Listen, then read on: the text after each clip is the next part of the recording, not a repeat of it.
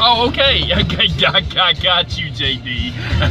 Bam, just like that, right? As soon as I finally got signal, you were there with that fist bump. I got you, bro. And I already got the one in the house.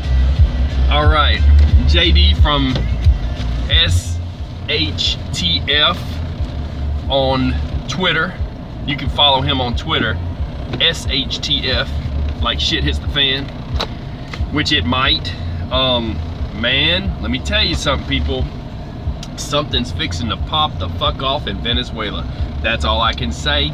That's the way I'm looking at it. I'm gonna call this opinion. Y'all need to call all this just my opinion. I don't know shit, I'm just a truck driver, right? Well, maybe. So check this out.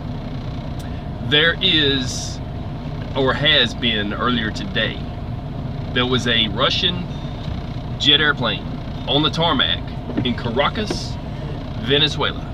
And if you learn Spanish, one of the songs that you learn when you're learning Spanish is all of the cities that are the capital cities of every country, and it goes like Caracas, Venezuela, Ecuador, Lima, Peru, you know, and then you learn in the escuela, you know, that's the song that you learn, right? So if you don't know, Caracas is the capital of Venezuela, in case you never took Spanish 1, 2, 7, 20, you know, and there you go, and all the dialects. So here's the thing. Caracas evidently had 20 tons of gold bars. Okay, now it was my understanding that the Bank of England, at the request of one, yeah, you know no Spanish. Well, you don't have to know any, that's all right. Just know that Caracas is the capital. So, all right, so evidently, like the Bank of England was holding their gold, as it's normal to have other countries hold your gold and be able to trade it, okay? And that gives you credibility in case your country's ever attacked, that you can get help there because they know they can use that gold from the other country. All right, JD says, I knew that, LOL. I got you, bro. So, basically,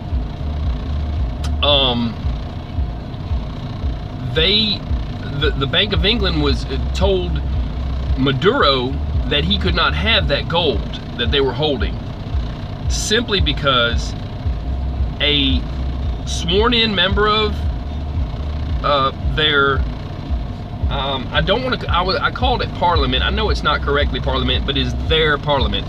He was, see, you gotta understand that guy Juan Guaido was the leader of an elected sworn-in official, and he said that it was an illegal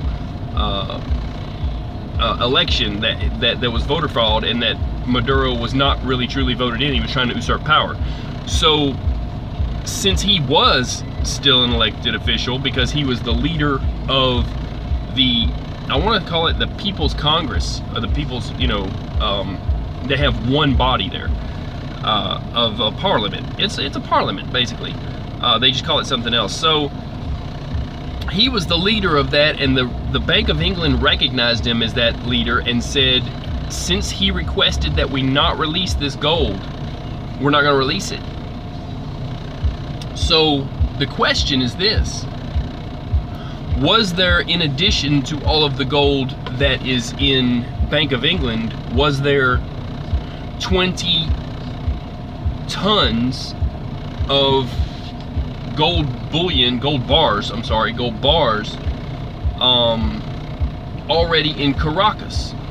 Either way, Maduro is putting it, or has already put it, on a one-way flight to Russia. Now, there was a guy who was calling himself a spokesperson in a way, or at least a correspondent for Russia, who was saying, consider it a down payment, or think of it as we're keeping it in safekeeping, okay, for Maduro.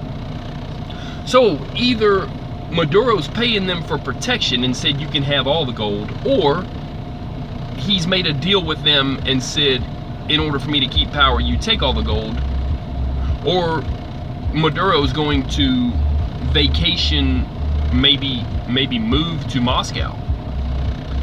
That's kind of crazy. I think they're moving it out because they think something might pop off there, and then they can't guarantee what's going to happen to the gold. So it was a jet airplane in Caracas, Venezuela, going to be loaded up. Yeah, it is very interesting. And for it to be moving right now, why do they have to move it? Why can't Russia just say, okay, this is our consulate here, put it here and we'll keep it. We got people to guard it, right? So for some reason they wanted out of that country, and I don't think that was moved from the Bank of England. I do understand that there was gold in the first place that was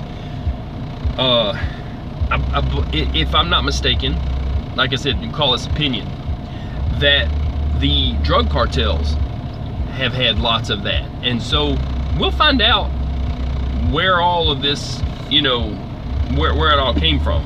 We'll find out eventually. But seems like they want it out of that country pretty bad.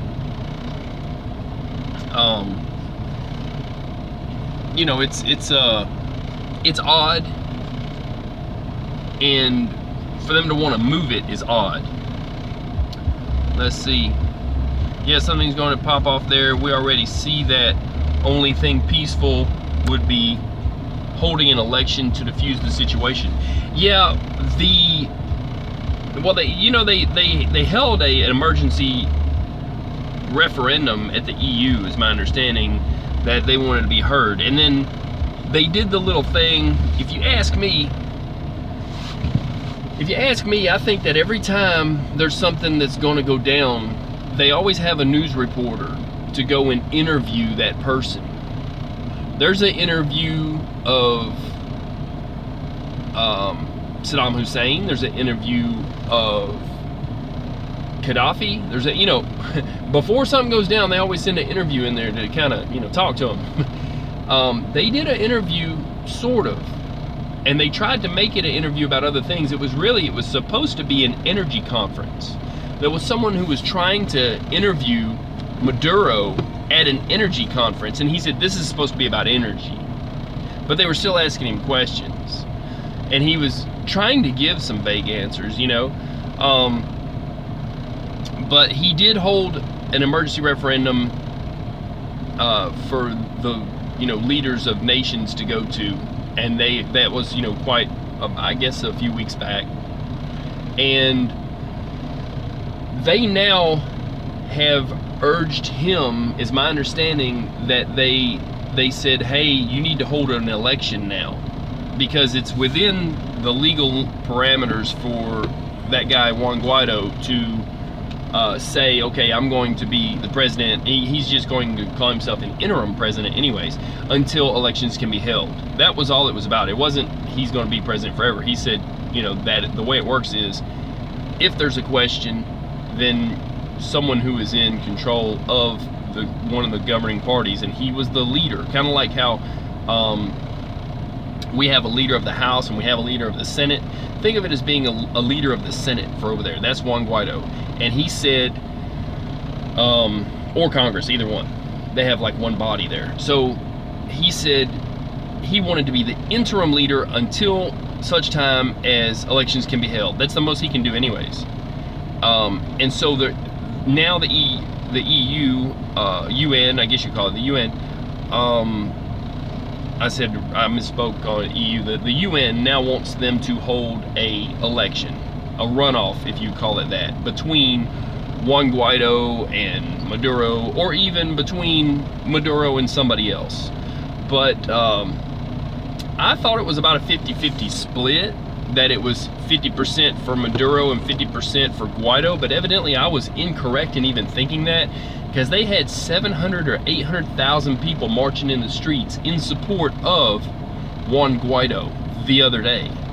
So I think he's got a lot more support, because people are hungry, people are starving, and they're running around in pickup trucks and finding opposition to Maduro, and they were killing them, they were hurting them real bad and throwing them in the back of the pickup truck. And I don't mean that it had even a plastic bed liner. They were just tossing them in a steel bed of a pickup truck.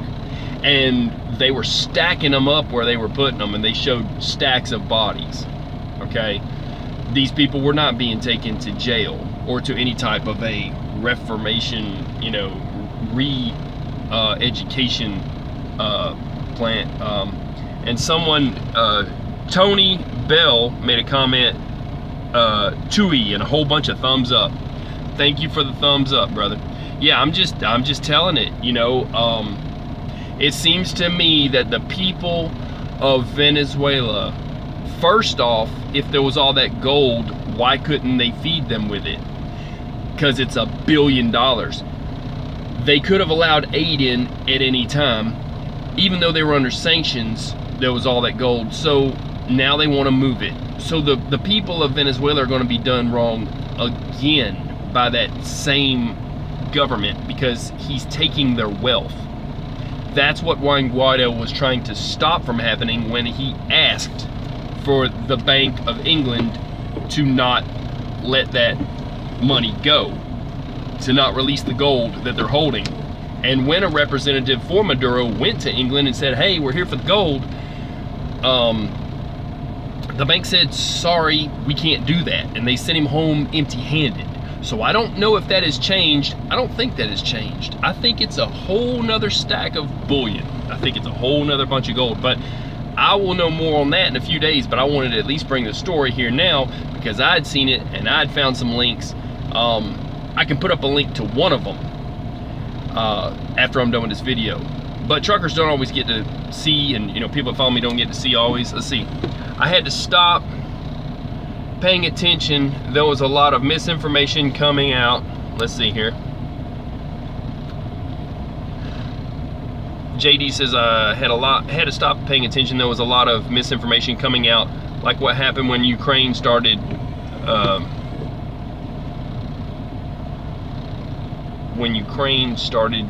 to happen years ago. Yeah, that's why I waited.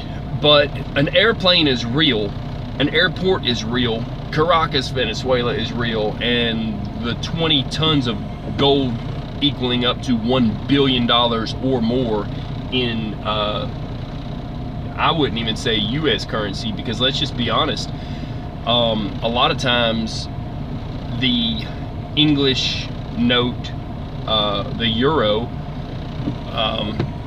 is worth more. So I would say about $1 billion in euros, you know, which is, I want to say it's, I'm not sure the exact percentage higher, maybe it's 10 or 15% against the dollar, I don't know. Yeah, I mean, it's a lot of money.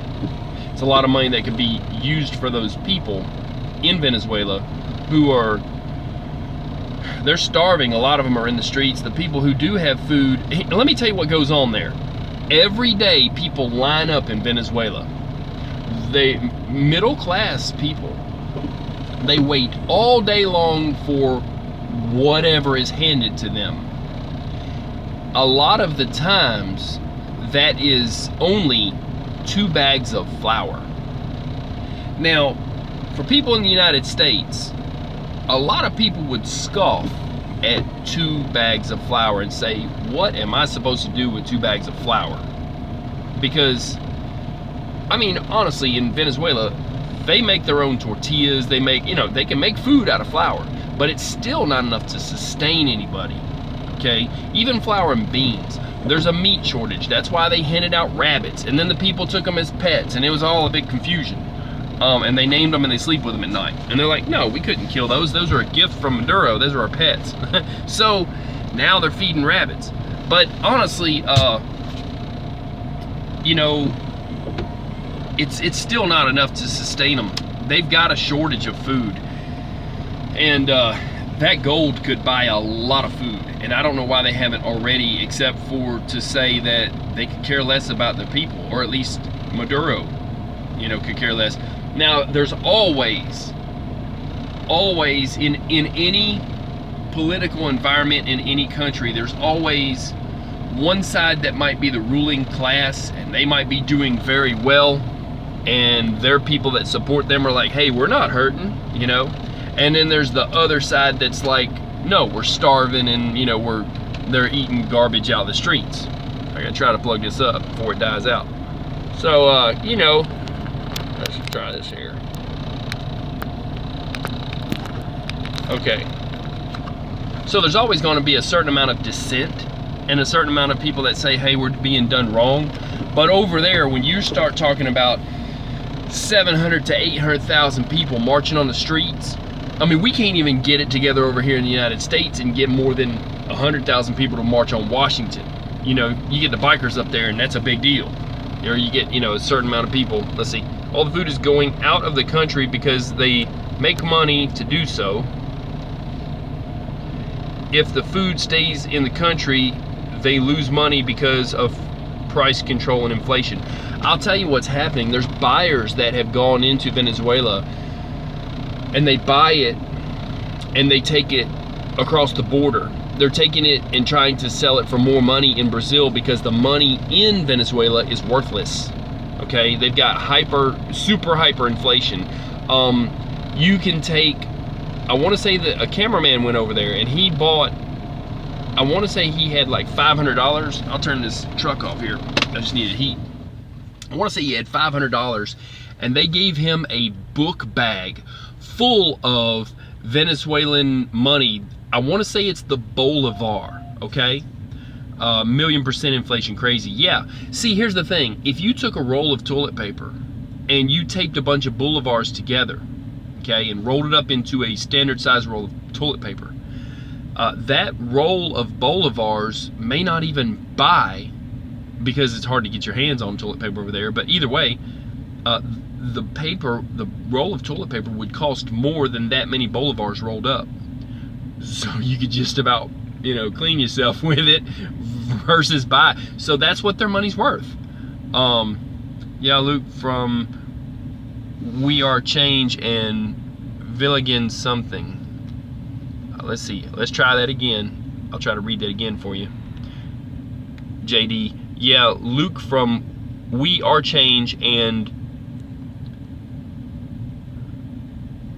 Vigilante something. They went. Yeah. Well, there was news crews that went. There was some that they had to say they were tourists and that they were doing.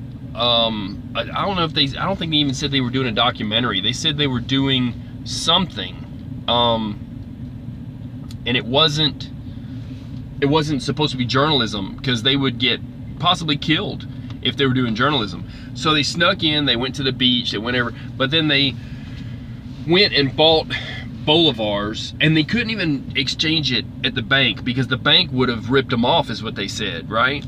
So I want to say it was like $400, $300 or $400, and they got a big bag. Says in this video, Luke Rudkowski and his and Jeff, it went away, hold on. Says in this video, Luke Rudkowski and Jeff Berwick traveled down to Caracas, Venezuela to give you a report on how people live in socialism. Yeah, this was a different one. This one was one where these were actual reporters, but they were going undercover and they went down, and because they knew that they couldn't get a good exchange rate from the bank, what they did was they took like $400, I believe it was. They got a book bag full of money.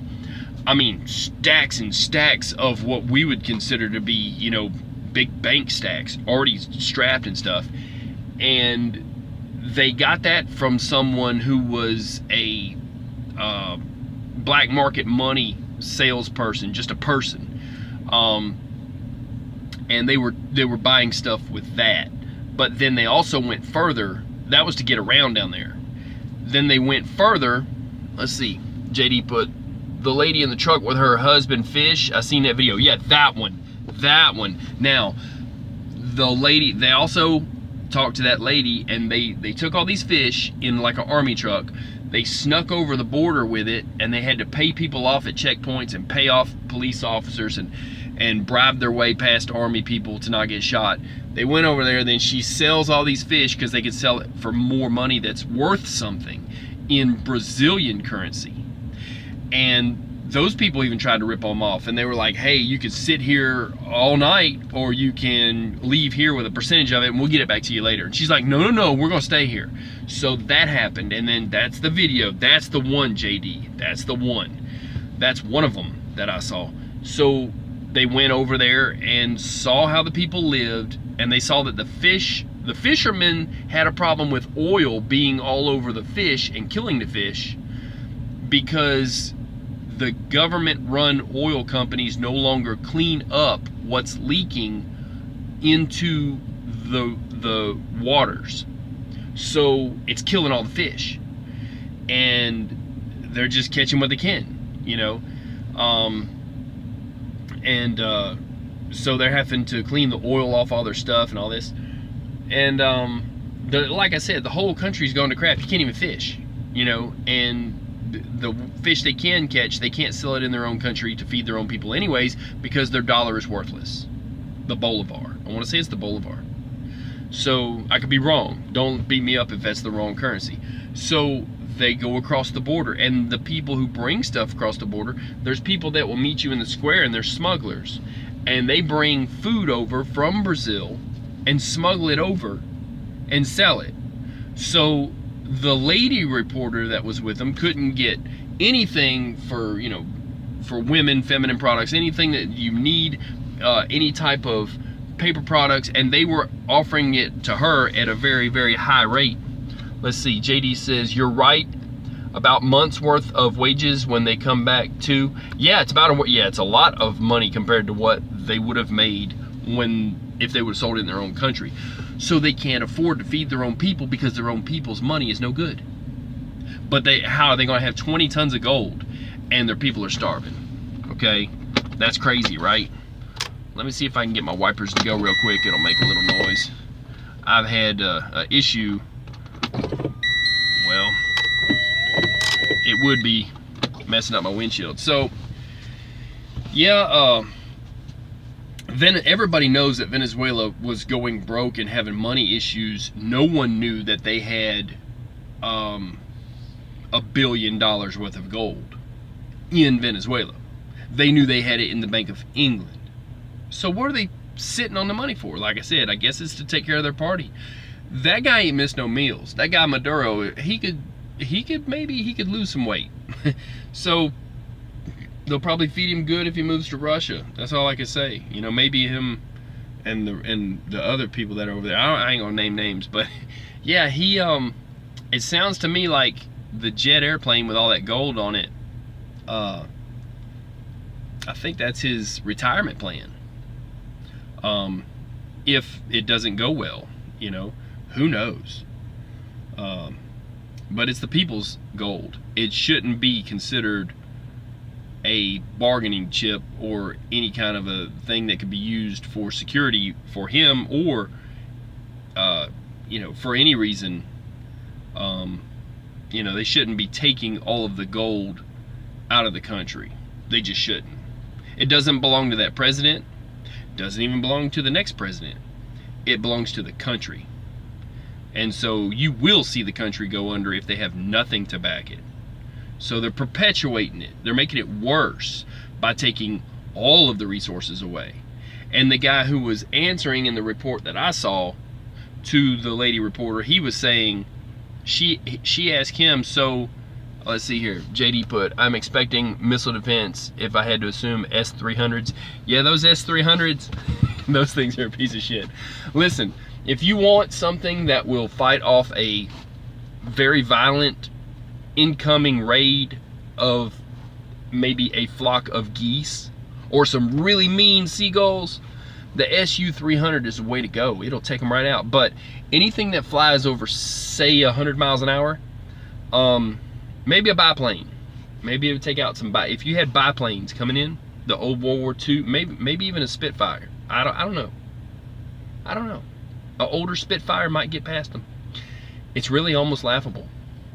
Like I said, they had a good test of them when we had an American ship and we had a French ship, and I'm not sure the other country, and shot quite a few cruise missiles over in Syria, and they had the Su-300 and the Su-400, I believe. Now, when they showed the aftermath of a little base, they said, oh look, they didn't hit anything. It was an empty base, and they even, it went through some concrete stuff and all. They didn't really mention the fact that they were nothing was supposed to get through. They didn't mention that. So really, I would be looking at that Su-300 sideways. I wouldn't buy it. I wouldn't buy one. If I was a country, Maduro still have Russians guarding him, or was the false flag? Was it a false flag rumor? No. It's my understanding that they weren't. From what I read, and we'll just call this opinion, from what I saw in different places on the internet, all of them were saying that they were actually Russian special forces. They weren't even saying that they were Russian mercenaries. So that means they were regulars, if you call them that. So that means it wouldn't be a proxy war. It would be full on against Russia if those people in there were hurt. Here's the thing though, Russia then turned around and said that they were mercenaries or something. So that's muddy now. Now that's become muddy. They were not citizens of Venezuela. They were armed, and Maduro has security guards around him anyways, and they're pretty good at what they do. They had an event where they were up on a stage and they thought there was something, and they held up all of these. This is the oddest thing I've ever seen. They held up all these little blinds. I guess they're probably Kevlar. Maybe they've got bulletproof stuff in them, and they were foldable. But all of his security guards held up all these flat, bullet resistant or bulletproof shields, if you call them that.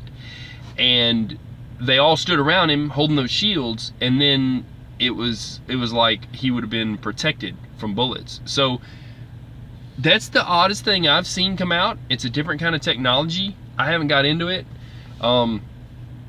It's kind of like if you look back in time, the horseback riders in China, I want to say, I know the samurai, they had silk that would look like a parachute behind them, but it would actually stop an arrow, simply because it would take the force of it, the brunt of the blow, and it would take quite a few arrows while they're riding. So this is a technology that I think the outside skin of it may be similar to a silk. Can't tell that it's Kevlar. It looks silky, but it's probably got armor plate in it, and they were holding them up. It was kind of neat, honestly.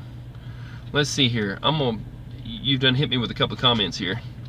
I'll read these. Let's see. RT News is saying Trump confirms use of U.S. military in Venezuela among options on table. Yeah, he said that they were options a while back.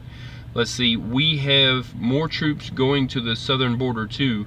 Yeah, there was rumors of some in Brazil also. While talking to CBS Face the Nation, Trump would not expand on the prospects of military involvement in the crisis in Latin America country, besides replying that it's an option. Yeah, it's always an option, and you can't never take it off the table. The truth is, there's a whole lot of different groups down there, and there's the cartel to contend with.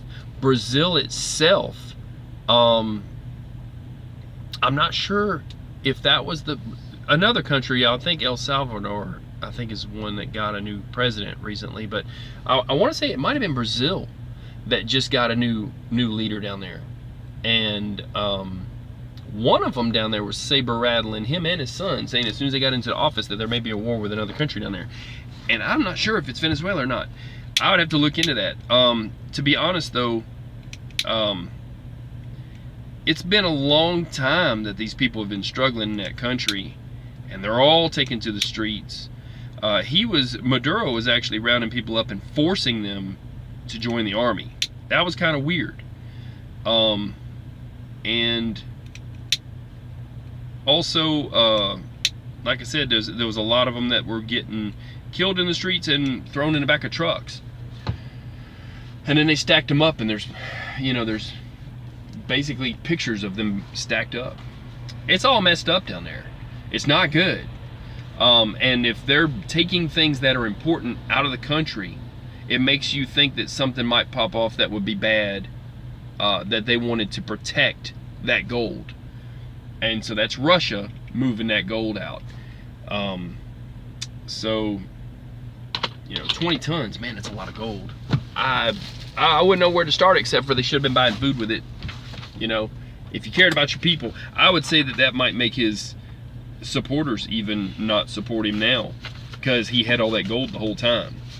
If it did not come from the Bank of England, which I don't believe it did. I'm pretty sure that, oh, I done killed off my radio too. I'm pretty sure that the Bank of England still denies them access to that gold, because I think it's a lot more than that.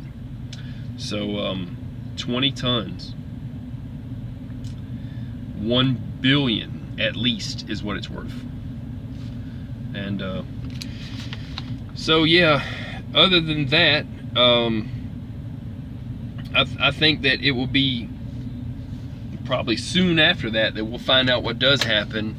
And the lady who was interviewing a guy who he doesn't exactly represent the Russian government, but he was being a spokesperson at that point, and he was saying that the US would have to give some kind of concessions or something to basically to get, you know, Russia out of there. And I think that, and she was asking him and pressing him, saying, is this just because of the US being involved over in Europe when you're talking about, or I'm sorry, you would say in the Ukraine, and he alluded to that, like that this was tit for tat, like this was the whole reason that they were even in Venezuela, was just to start some mess with us because we were helping the people in Ukraine. So whatever they're going to do is what they're going to do. I'm just letting you know something might pop off and nobody has the answers. Hopefully it's all diplomatic and Russia's going to wind up with a bunch of gold in the end, because I think it'll be a while before they fly it back. It costs so much for jet fuel, plus something that heavy. You know, and I would have thought they would have took a ship, but maybe they thought it was too dangerous. You know, they have Russian ships already there, is my understanding. Seems odd. That's a walking about. No, I think that's a. I thought that was a driver. I thought that was a driver. I don't know. You're funny, JD. Who knows, man? Look, it's a crazy world we live in. You never know. I'm sitting back having a cigar. I'm just watching it all happen. You know, it's like, welcome to the show, people. You know, what can you do? So I finished up a Java cigar, a Java by Drew Estate, after I had my lunch in here. They had chicken and mashed potatoes and stuff, and I'm having now a rum dipped Trader Jack's. This is the best tasting cigar, but the Java by Drew Estate is the best flavor of smoke cigar. So somewhere in between the two, I'm going to wind up with a cigar. I've got another Java by Drew Estate. I might even cut this one off early and go into that. So in the meantime, like I said, I've looked on the internet. I've found what I've found that was relevant today that you may or may not, probably won't hear on regular news. Figured I'd put it out there. You know, I think that the whole purpose though of Russia being down there is just to cause issues on our side of the planet, you know, on our continent, if you call it that, the North American continent. I'm waiting for the next big step too. Yep, JD, I'm with you. You know, evidently the plan was first to get the gold out, then they're gonna have something pop off, you know. So, man, and everybody wants to be in my video. You know, I'm telling you the truth. It's always quiet, nothing's going on, I'm chill, and then, you know, people happen. So, you know, JD, you'll see what I'm talking about. So what can you do? You know, this is just, it's where you're at the moment. It's just like you can't do anything about Venezuela. You can't do anything. You can just watch it happen. So, You think they are trying to save the petrodollar again? Well, see, here's the problem though, man. I don't think it's about oil. I think Russia's just trying to start mess, but there's a big cartel that's running that country under Maduro. It's all about, they're running cocaine. They're making, you know, tons and tons of it, you know, and it's, I think it was like 20,000 metric tons. So let's see, we are broke now, way too much debt. Yeah, yeah, I get that, but the oil, here's the problem with Venezuela. Venezuela does not have light sweet crude. We have the technology here. Okay, every gas, let's see, our army is now matched in the world sphere. Yes and no. We got technology too though, so we're being challenged now. Yeah, we're being challenged. There's a lot of saber rattling going on, but back to what I was saying about Venezuela's oil situation, it's kind of like this. Okay, they recently found that Venezuela has got more, it's the richest oil-rich nation as far as amount of oil, and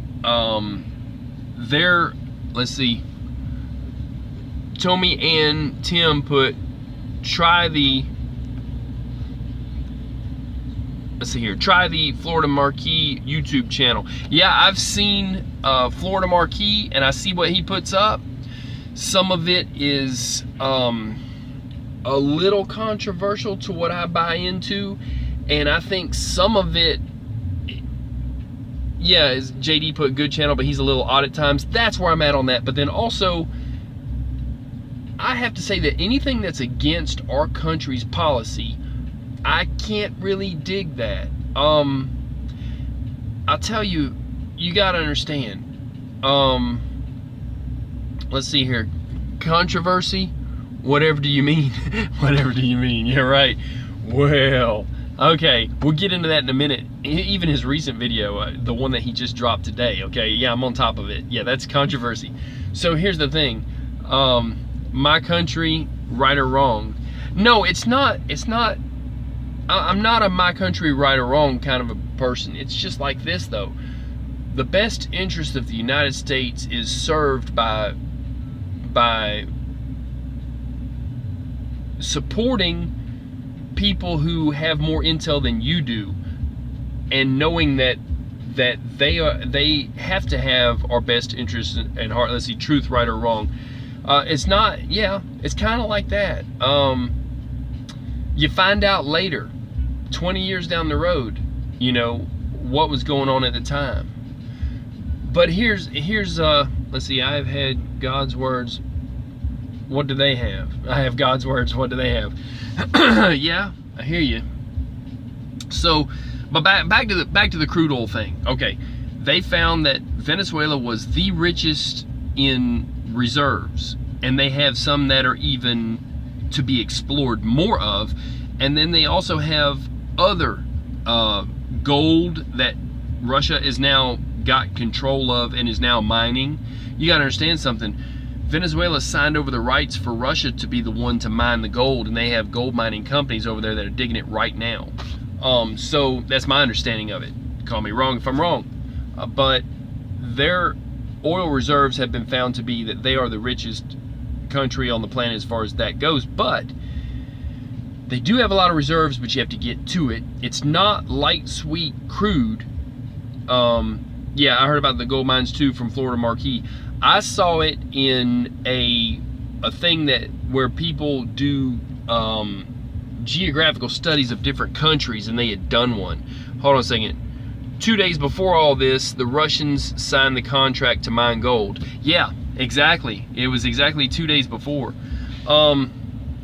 So the problem is it may be for the gold even more than the oil, because the oil, the United States, there's a couple of places. By the way, Brazil has Bolsonaro now.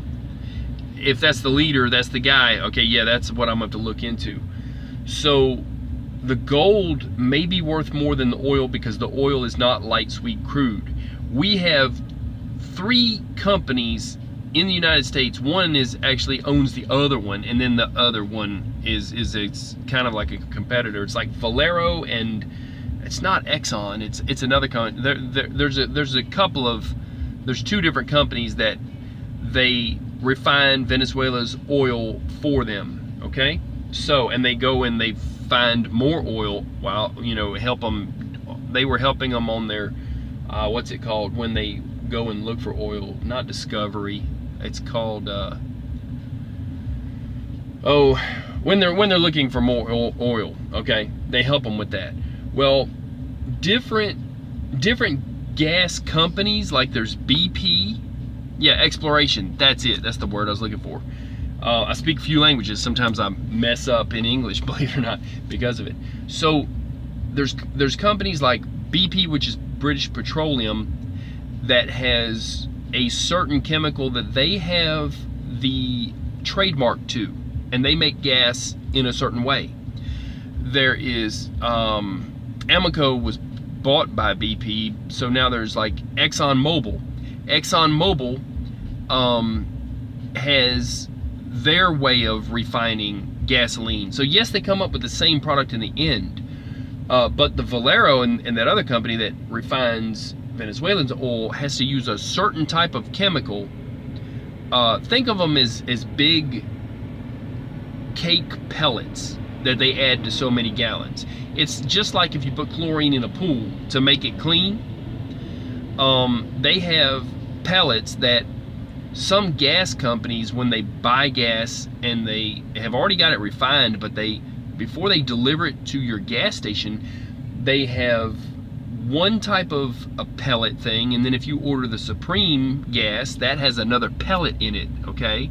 And then another, and so it's they do change the octane with a different amount of I guess you would call it some mixed ethanol. It used to be like I guess you almost call it an alcohol content, but they also have those cakes. So if you go to the gas station and you like the gas there and it runs good in your car, they may just be using their trademarked cake, if you call it that, that they mix with their gas. Once they buy it, it's at a refinery that's even closer to you, or if you call it not a refinery, a storage place, and then they deliver it to the gas stations. Well, then on the premium, it takes another cake, and then they have the trademark on it. That Valero has the trademark on the ability to take nasty oil and turn it into good gas. It's not light sweet crude. So yes, they have a big reserve of it, but it takes a lot more. Yeah, it sounds yucky. Yeah, it is yucky.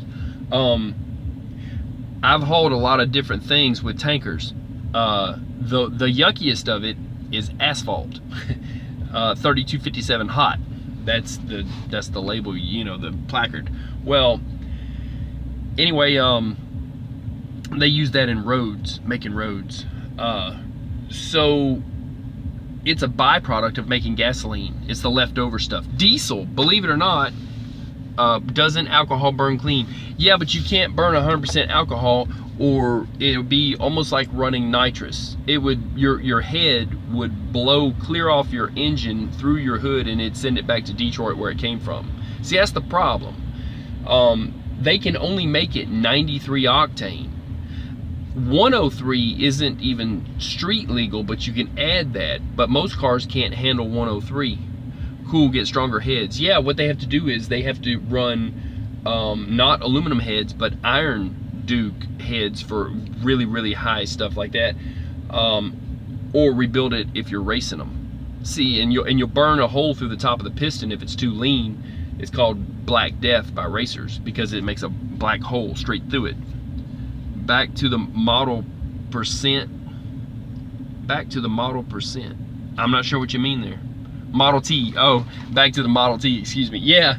So, Model T couldn't handle it. The old flathead Fords could handle it. They used to burn. They burn moonshine in those. You'd smell it going down behind them in the back roads if they were burning that. And it was out. They were outrunning the cops because they had run a better octane, basically moonshine. Wow, did not know. Yeah, the old like 43 Fords, I guess it, well, was it 43? I'd have to look back. I want to say, I'd have to look at when Prohibition actually ended, but then they still did it after that, all the way up to, well, they started NASCAR. All the guys that were in NASCAR, that were originally starting in NASCAR, they're the ones that were running moonshine, and they were decided to race their cars because they got so good at making the cars fast, they decided to start racing. You know, I want to say it was Richard Petty's dad, I think, was running it, and then I want all of them. So if you can make an engine that can handle it, you know, it's kind of like nitrous. Been talking too much, YouTube says. How's that? How's that, Tommy and Tim? Been talking too much. How's that? YouTube got onto you? YouTube's getting rid of Google Plus too, people. You need to know that. Happens, Tommy, ignore it. Oh, if they said something to you, they gave you a hard time about something you did. Oh, making comments. Oh, you're welcome. Rapid messages. Yeah, make as many comments as you want, and if it makes you wait, make a couple more. It's all good. Don't split or get mad. I have no control over it. So if it only allows you to make a comment, it says that you have to wait. Piss on YouTube. YouTube, let my people through. Let my people go.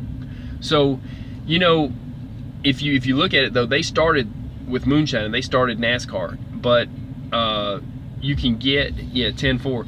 You can get better results from light sweet crude than you can from even the Venezuelan oil. But back to what I was saying, they only have certain places that can do that. I guess China is in the market of trying to refine their stuff, so they're wanting tankers of it. I think they're just trying to cause problems in our hemisphere. That's about the size of it.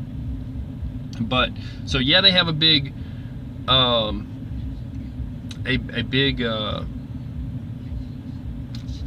of oil in the ground, all their reserves, but it's not light sweet crude. I think the gold is worth more there. Evidently they're flying it out to Russia. Evidently they like it. So they may have mined what they could and said, hey, we'll buy the mining company, and they owned all that gold too, and they said, we'll take it all. You know, who knows what Russia is doing with that. I think it's Maduro's insurance policy, and I think maybe it's his retirement. Gotta go. God bless you, and JD too. Okay, appreciate that, Tommy and Tim. Yeah, so as far as refining goes though, they different places have a patent on what they do, and I don't think that China has figured out how to turn that gas into something viable, and because it takes more gallons to make something good, you know, it may be not profitable for them. Of course, they've loaned more money to Venezuela than they could ever pay back. It's probably in the trillions, and that was a big move for them. So they're highly invested, and they'll never get all that money back. So maybe they'll waste money on buying the oil and do something with it too. But diesel fuel is actually the garbage that's left over when you make gasoline anyways. A lot of people don't know it, but they used to put diesel in ditches at the refinery. Before there was an EPA, you would have a gasoline refinery, and they would refine gasoline, and there was this nasty stuff left over. It wasn't asphalt, it was a liquid, but it was useless, and they would pour it in ditches all the way around the refinery. They didn't care, and it would just run off into this big runoff, and they keep it in ponds. They didn't know what to do with it. Then the World Fair happened, and Diesel was his name, is my understanding, created a engine that was designed to, oh, that's the driver in that truck, by the way, was designed to run off of peanut oil, okay? And then my understanding is that they figured out that they could take that excess garbage that they were pouring into ditches around the refineries and use it instead of peanut oil, because it was the same viscosity, but they had to use it just like peanut oil, which was ignition by compression. They have no spark plugs, okay? They had, you know, they could use a glow plug, but it was ignition by compression, just like my big motor under this hood. So at that point, they started charging for the garbage that they used to dump into the ditches around the refinery. Diesel used to be garbage. Now they're selling us the garbage. They just refine it a little more, and they add an additive to that. So the problem, and they also add additive to it in the tanks. They take a pylon, a cone, a construction cone, turn it upside down, and they pour additive into it when they dump it into the fuel stations from the tanker to keep it from gelling up. So we still use House and all that and Power Service to keep it anti-gel, but they do treat it. Yeah, they do that with byproducts all the time.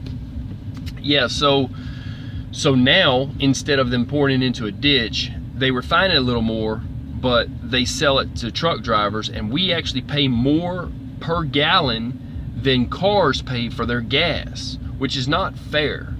Really, they know they're ripping us off. They know that, which is why we can get discounts, you know, and actually make it kind of closer to the price of gas if we buy in bulk, because they know they're ripping us off.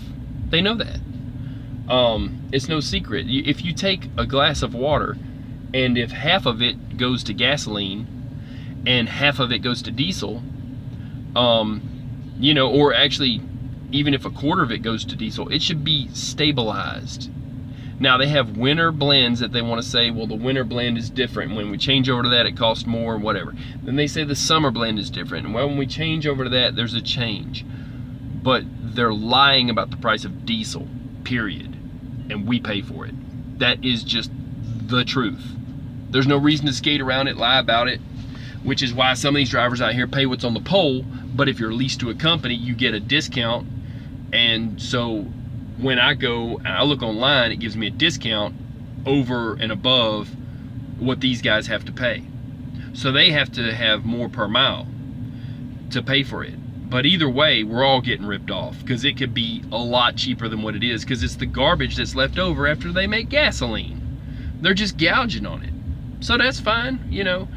You try to make do in the situation you're in, you know. So, but that was a long time ago. That was before the EPA. And I knew people who worked in the refineries who were older than I am, who told me these stories about them dumping them in ditches. Some old country singer, name not coming to mind, makes biofuel for truckers now. Well, he doesn't make it, but he does have a blend that he calls it his name. And the old country singer that you're talking about is Willie Nelson. Willie Nelson has biodiesel. He sells it in Texas mostly, and he has his own, I think he has his own fuel stops, but I know for sure they call it Willie's Biodiesel. Yeah, that's it. JD says that's it. Yeah, that's it. It's Willie Nelson, and he was trying to help us out. Here's the problem with biodiesel. I'll go into that, teach you a little something. If you have a 90s model 18-wheeler and you've never run biodiesel, the first time you put it in your truck, it will make your truck break down. Here's what happens. It's a hydraulic fluid, almost like brake fluid or transmission fluid, and it takes all of any kind of algae that might be in your lines, but definitely any kind of leftover diesel that's in the fuel lines that has basically coated the lines and even the tank. It shoves all that out of there, and it could even mess an injector up, but what it does is usually it'll shove all that nastiness, that biodiesel will shove all that nastiness hydraulically into the fuel filter, and your fuel filter will stop up and leave you shut down on the side of the road. Then you change your fuel filter and your truck runs better than it ever did. That's how it happens. So your first experience with biodiesel is a nightmare. You got to change your fuel filters, and then if you start it up cold, and if it's because they didn't have the mixes right. In Wildwood, Florida, they were putting almost 70% biodiesel mixed with regular diesel, and it was too much, and it was almost like trying to burn peanut oil. So if your truck wasn't warm, you shut it off after you fueled, and then the next morning turned it on like I did, It ran like crap until you got the heat to the fuel, which is, it pumps more fuel back into your fuel tanks than you actually use. So it's pumping hot fuel in there. It brings it up to the viscosity of diesel, and then you're burning it right. So it's gonna run like crap. Plus it's gonna fill up your fuel filters and shut you down. But once you change them out, it'll run better than it ever did, and then you can go back to diesel, and even the diesel will run better than it ever did. So your first experience with biodiesel will be a nightmare, period. And it don't even have to be that old of a truck to have crap in the lines, and it shoves it all through there and will fill up your fuel filter. So before you buy fuel that's diesel, that's biodiesel for the first time, have an extra fuel filter, which I recommend anyways. Have an extra fuel filter on board. And now, since they have outside water separators, go ahead and get one of them too, because it's gonna shove a bunch of nastiness in there. It'll turn black, you'll see it. You'll see the difference. Even if you just had your filters changed. A friend of mine just had his oil changed before he did his, and he's like, man, I had to buy another filter, I didn't know. He pulled up to the pump, he was out of fuel, it said biodiesel, he fueled up, and back then they had not figured out the blend right, and they were putting a high percentage of biodiesel. It was messing up a lot of trucks. Well, it wasn't messing them up once you figured out if you change your filter. See, it was a learning curve. It shoves all that crap in the filter. So when you say messing up a lot of trucks, technically it was fixing the truck. It's just it shut it down. So anyways, now I just got into a ramble on that. That's just the truth. It's just what I know. It's experience. You live it, and you're like, okay, I want to put that out there for other drivers to know too, you know. So yeah, your first experience with biodiesel is a nightmare. It wasn't from Willie Nelson's oil though. It wasn't from Willie's biodiesel. It was from Wildwood, Florida, the Pilot. That's where I got at. And then after that, you learn, and you're like, man, I'm never going to that thing again, even though you know full well it did good. This truck is so new, I wouldn't have a problem because I've been on top of stuff. I do have asphaltenes that collect in the bottom of my water separator, and every other time I make sure they dump it all the way out to get that out. It doesn't hurt anything to have them in there. It turns into asphalt now because there's low sulfur.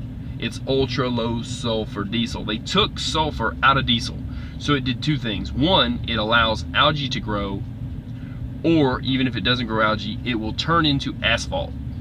So you got asphalt growing in your water separator.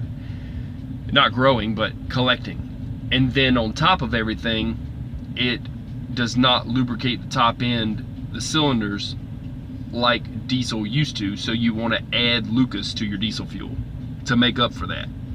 So piss on them. We're chemists now. We add our own shit. I put what I know works. I can put some meaner power cleaner, and I can add some Lucas fuel stabilizer together, and I wind up with JP jet. I'm jet fuel. It's jet fuel is not that much more powerful. It's just the fact that you can't run a helicopter off of diesel fuel because any kind of water in it, and that helicopter would choke and you'd die. It would crash. So they have to run jet fuel. Jet fuel is almost like kerosene. It's between kerosene and diesel. It's a highly refined, zero water content fuel. You can make diesel fuel act that way if you add some of the Lucas stuff. Like I said, you can add some power service to add up the cetane and get it an even hotter burn. You can make some stack melting fuel if you really wanted to, but some people add straight alcohol, believe it or not. And you can actually make gasoline into diesel fuel if you add 1 quart of transmission fluid for every gallon of diesel. So if you ever accidentally put gas in a diesel car, just figure out how many gallons you put in there, buy that many quarts of transmission fluid, pour it in there, and it's diesel. You then have diesel. Because if you mix 1 quart of transmission fluid to 1 gallon of gasoline, that is pretty much some really good diesel fuel. And you can burn kerosene. You know, a truck will burn a lot of stuff. People don't know this stuff. You got to get it right so the sensors don't get wonky. But like I said, we're all chemists out here. We know what it takes in cold weather to keep our trucks from freezing, from the diesel fuel gelling up. And we know what it takes in the summertime to get the best fuel mileage you could possibly get. So the Lucas fuel additive helps it not to gel up in the wintertime, but it's not designed for that, and it still can gel up. That's a summer fix. The winter fix is either the anti-gel made by Power Service, or I want to say Lucas makes it, and I want to say that also that Howes makes it. I'm pretty sure it's the Howes one that I get. I have to look at the bottle. I just grab it. At this point, it's just habit. You know, been doing this a lot of years, about 25 years now. So I put up a video. I can put up a video on both of those two different things of what I put in my tank. How far north do I travel? I will go as far north as necessary until I hit another country. I don't like the idea of being in another country because stuff pops off all the time. You can be on the wrong side of a border. They might not let you back across. So I don't go into other countries like Canada or New York City. That's my joke. So I'll go into upstate New York, a stone's throw from Canada, where there are no truck stops and they need to build some, whether they want to do a study on it or not, and say that they don't. They do. And because those people need supplies too. You gotta, as a truck driver, you gotta think of the people. If it's a good paying load and you can run it, you take it. You know, that's why they got those ice road truckers, you know, taking people their stuff, because those people would die without it. Well, you know, you try to help out where you can, and as long as it pays good, you know, you run as many miles as you can.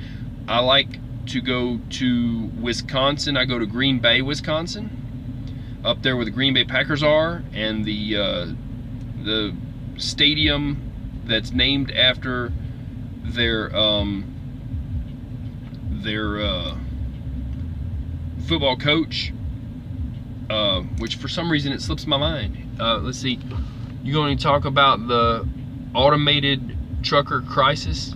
Well, I already did a video on that. I'm just going to tell you it's not going to happen. They have no way of ever replacing the American truck driver with anything, with any kind of autonomous truck. It was all a racket for them to get money from the government through government grants to do research.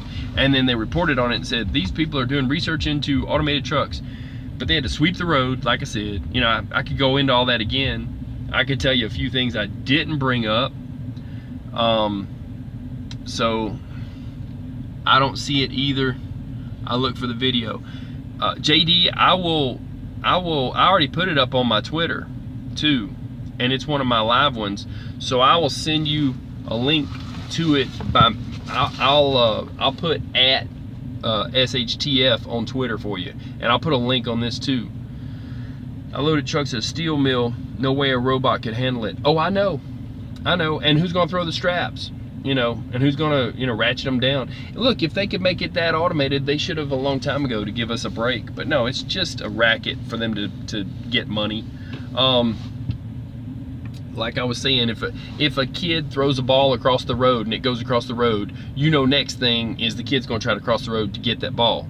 An automated truck would say, there's nothing in my lane, I can keep hammering down.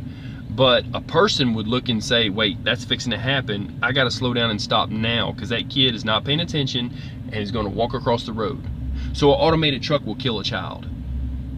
Point blank. It'll run into people. That's all there is to it. If you pull into a parking lot, you know if someone's going to set up to back into a spot. But an automated truck would see an opening between that truck front end, like this one, he's setting up to back in. You see, this is a perfect example. An automated truck would go by him on the other side, but then when he goes to back up, he'd hit it. there's too many things, you know, that an automated truck cannot do.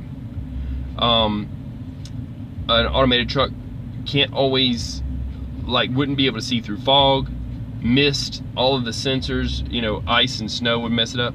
Seen a video where an automated vehicle killed another robot. LOL. They're killing each other now, right? So yeah,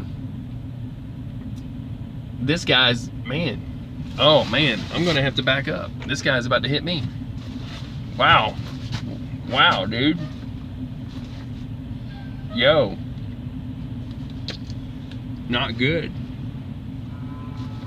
It's scary, man. Just sitting here. Man, what? Golly, hold tight, people. We're gonna back up. Man, can't even do a live and have a cigar without getting hit. You about to see me get hit on live. Hold on.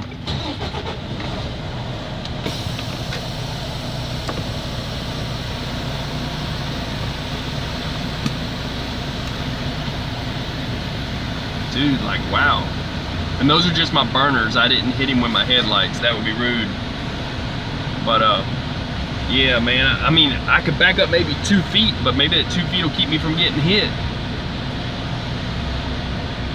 That's crazy, right? That's what you deal with, man. It's like being in a pinball machine. Yep. And that's another thing too.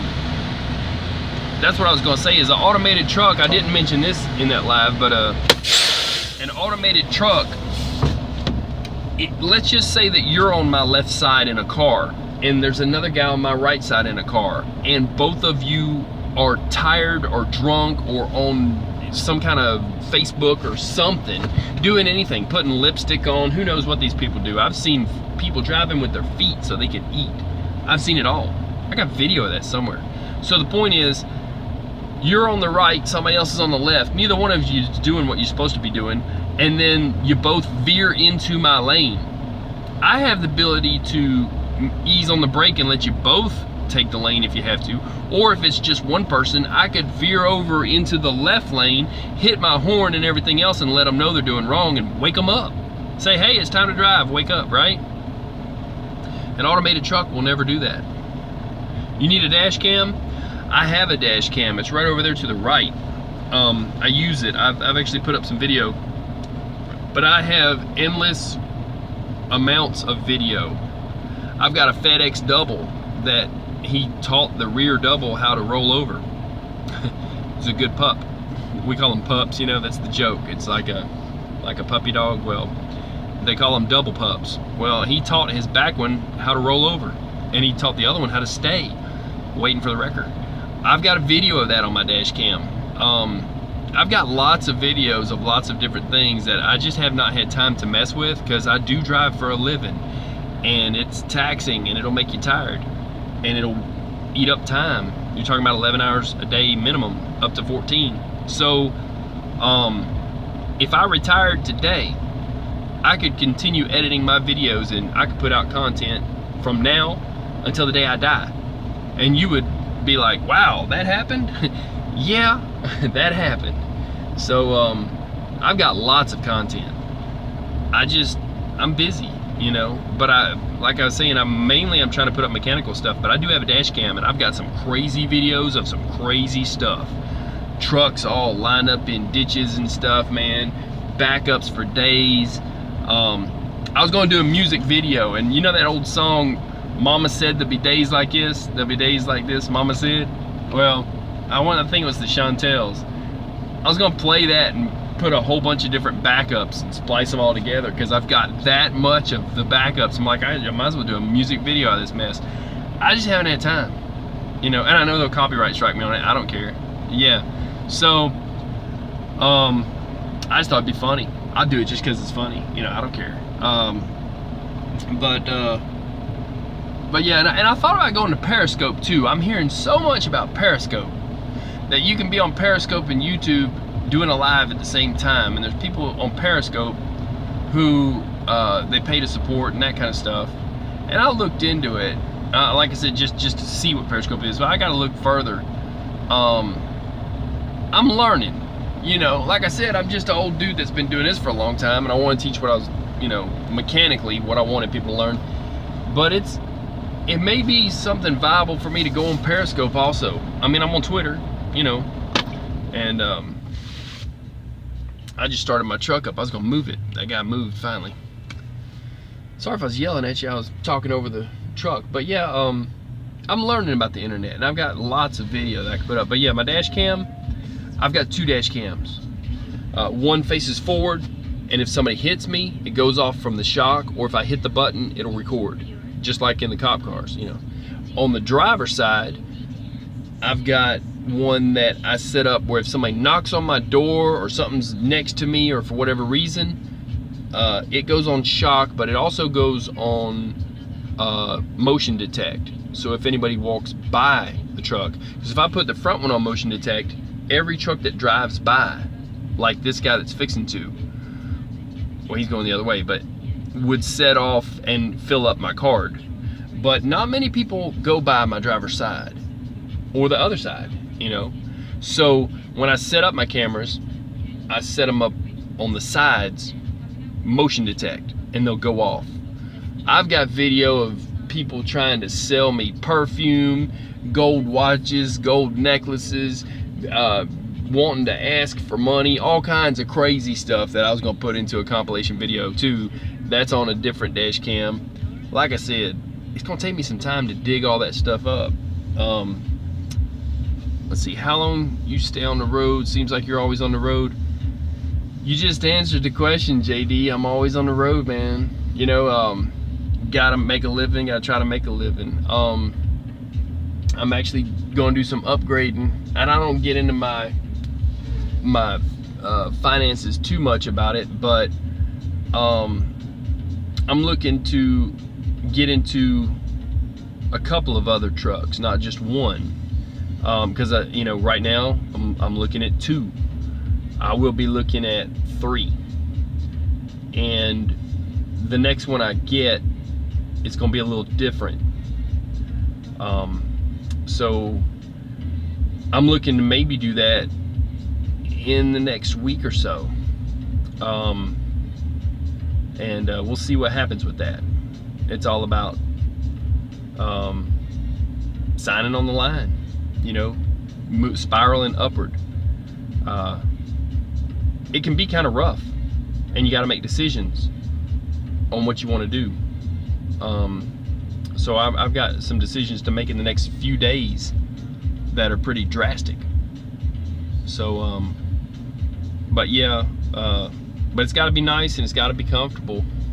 It's got to I'll bring my system with me, whatever ride I'm in. So that's no big deal. But it's got to be comfortable. It's got to be trucker friendly.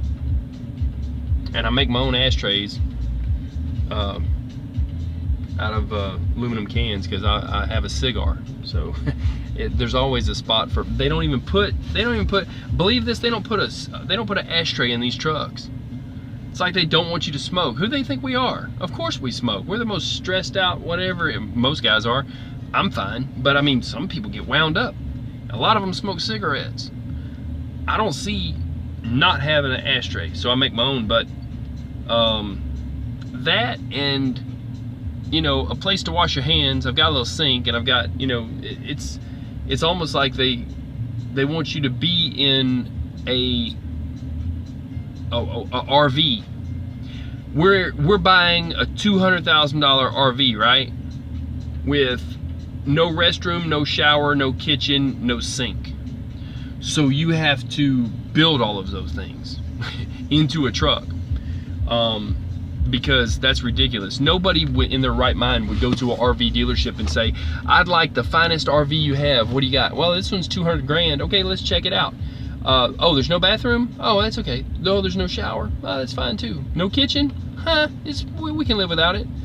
No, nobody's gonna pay 200 grand for something they live in and not have all those amenities. But I've got a crock pot. I've got, you know, I've done some cooking videos. I gotta do some more. I gotta put some up I've already videoed. So like I said, I wanted to get the mechanical stuff out of the way first, because I felt it was important to drivers. And then you know, my lives is me doing what I do, telling what's going on, and then the rest of it, that would be my cooking and that kind of stuff, you know. So yeah, it's a learning curve, but we're dealing with it. Like I said, none of these trucks come what I would call fully equipped. You even have to have them hardwire in the power inverter. You know, you got to have somewhere around a 3,000 to 3,500 watt power inverter, so that you can run a drill gun, so you can run a crock pot, so you can run whatever you want to run off your batteries. Now, I run 4 1,000 cranking amp batteries. Some people run 900s and just run 3. Some companies even go down to 2. I run 4. But yeah, you got to have amenities, and these trucks don't come with them. Got to be comfortable. So, JD, you got questions, bro? It's awesome talking to you. Glad I got you on live too, because last time you didn't catch it, but I will put a link. I'll put up a link to both my other ones on this, and I'll have to put up a link on the other stuff I was talking about too. I won't be on here too much longer. I'm actually going to do some work, you know, try to make a part of a living, and just seemed like a good time to go live, and nobody was talking about the gold moving to Russia from Venezuela, so I was like, whoa, that's a big deal, you know. Seems like they're liquidating the country. The world getting worse or better? Man, I wish I knew the answer to that question. You know, a lot of people talk about they liked it when they didn't have DEF and they had the old mechanical fuel injection trucks. Some people still run them, believe it or not, and mechanical fuel pumps and less sensors and that kind of stuff, and a diesel will just keep running forever. You know, the truth is though, a long time ago you used to have to reach through the steering wheel to shift another shifter. You know, you used to not have air conditioning, or it just was a luxury once they came into it. And then before that, they were standing on the rails of the outside of the truck. It looked like somebody had hopped a ride. They'd open up the door, they'd pull a valve out to give the throttle up, and then the throttle be throwing flames out under the hood, out of the exhaust, and they'd be standing there because it was so hot. They'd be standing on the step rail that was on the side of the truck, and you know, with the door open, going up a hill doing like, say, you know, 8 miles an hour, maybe 12, you know. That's how they did it. And so as far as trucking, as far as the equipment, with tire balancing and with the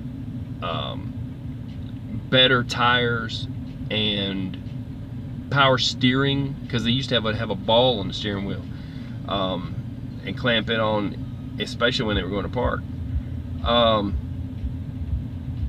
Things have gotten a lot better from what they used to be, period. Nobody can argue that. But they used to pay more. The freight rates used to be a lot higher. There used to be a lot less issues with the trucks, because there was less sensors and crap. A lot less regulation. You used to be a lot more free, I guess you'd say. So, you know, yeah, we're more comfortable, but we're stuck. Taking breaks all the time, that kind of stuff. Can't work as much. And, you know, it cuts your paycheck. It'll put you in a bad place where you don't want to have shut down. It'll put you, you know, which they did give us some leeway.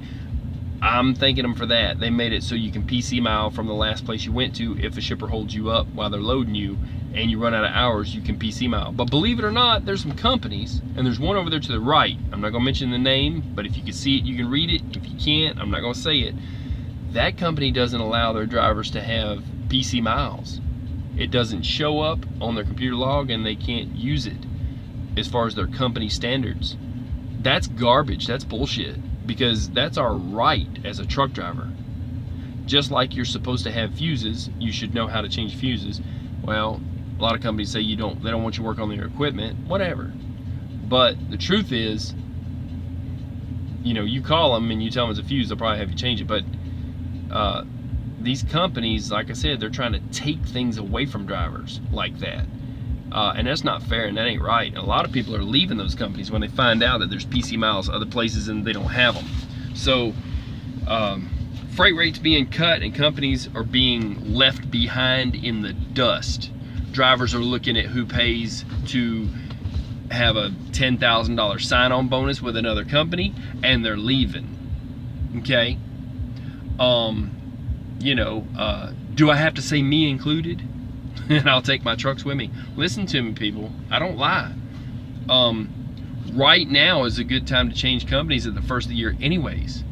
So if you got a company that says, hey, you can buy another truck, we'll put you in it and you can pay no money down, 100% financing, $10,000 bonus, first 4 weeks of trucking, or even 2 weeks of trucking, no truck payment, and we'll put you in a brand new whatever you like.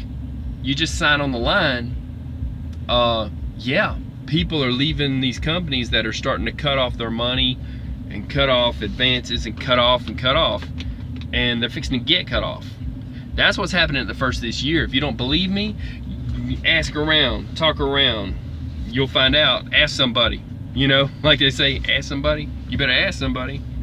People are changing companies, even if they're leased to, because there's better offers out there. And nobody wants to do it in the winter. Nobody likes messing with it cold weather, but it's not all that bad right now. It's moderate weather right now, and it's a good time to change companies.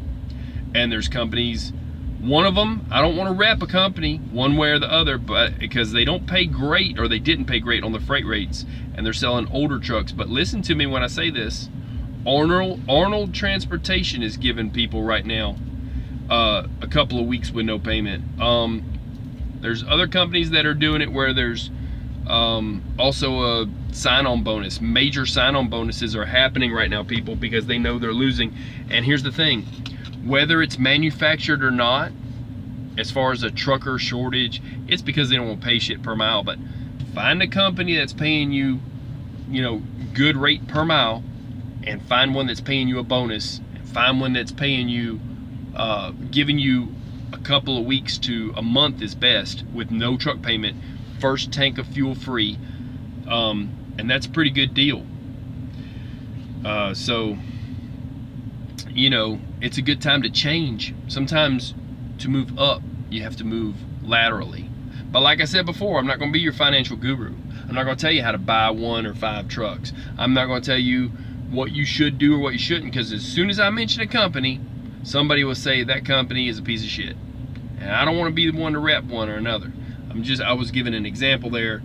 That's one that right now is offering no money down, buying a truck. They're selling older trucks.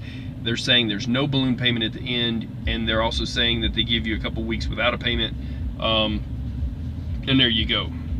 But I've been eyeballing a couple of other companies. One that I used to work for, I might lease on to them, and you can still have another driver drive the truck that you have, you know, bought, and have a couple of them running, and then go and change up. I mean, it's all in what you want to do. It's all in how many trucks you want to manage. I'm not going to get into that. I said I'm just not going to get into personal finances, or I ain't going to be a financial guru. But right now is a great time. They're just fixing to start competing with that shit again, where they say $10,000 bonus, no payment for a month, and first tank of fuel free, and no money up front. Don't put money down on a truck unless you're buying something used. And I would say this, if you want to buy a used truck, you can buy, on the left side of the road, there'll be a 90s model, you could call it a Freightliner. On the right side of the road, there could be a 90s model Freightliner. They could be the same price, okay? The one on the left has got 600,000 miles on it, and they're all original. It's never been rebuilt. The one on the right just had a complete in-frame engine rebuild, and it's got 600,000 miles on it, it's the same price. You can get a truck with a warranty, a used truck that's just been blown up, and they've got it, and they put a new engine in it, and you're good to go. That's the way to buy a truck, you know, $17,000, you know, or, you know, up to, I'd say 20, maybe 30. Look in the truck trader. They're in there, you know. They are few and far between. They are, you know, 2 trucks out of every truck trader will be something like that. That's it, 2, and you got to buy it before the next man does, you know. But you can find them. You can call around to shops and ask them if they have mechanics lien on an engine they've just rebuilt and that they've got a truck for sale. That's another way to go before it even makes it to the truck trader. But truck trader's pretty good, and you can look at them online. You don't even have to pick up the one, but there's different areas so that you buy one close to you. If you are in the Northeast, you know, whatever, go up there and get the truck trader there at the truck stop there. It's that local area truck trader. You don't want to have to buy one in Texas if you never go to Texas, or if it's too much of a pain to get it there. And then you got to pay out of state sales tax if you're in, you know, New England or something. So, and you got to pay to have it moved. But they'll drive it to you. Don't think you have to pay a tow truck. Do not pay a tow truck if you buy a truck. There's services that they are hooked up with that some dude will drive it to you, and then he'll fly back on an airplane. Way cheaper than a tow truck, and they don't have to drop the drive shaft. You don't want to have a truck towed. You know, it's way better to have them drive it to you. And then you know, too, that there's nothing mechanically wrong with the truck, because the driver will tell you, you know. So, might even give you a heads up if it's pulling to one side or the other. You might need tires or an alignment. I'm gonna get another alignment in this one, so before I'd want to put somebody else in it. My whole thing is I'm looking at the new ones and going, that's nice and pretty. I like that too. So everybody's different, you know.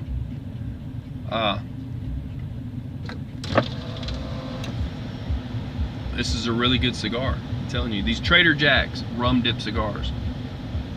If there was smell-o-vision, if I could hit a button, I would give you, tell you, I would blow smoke to the camera there and give you a good whiff of this cigar. This is an awesome cigar. But see, that's even a JB Hunt driver coming by. Check out this truck. This is like the 2017 or 2018s, that front end hood style. See, I dig that, but his is only a cab high. I gotta have a full condo. It's gotta be a super truck, man, or something. It's gotta be big. I like being able to stand up. I'm a big guy, you know. I don't like about to hit my head on something. And even those mid roofs, it's kind of stupid to have a dam up top. You might as well just have a double bunk condo, and then it creates, you can resell the truck for more. Yeah, full condo. Yeah, they're called condos. Seriously, a raised roof condo.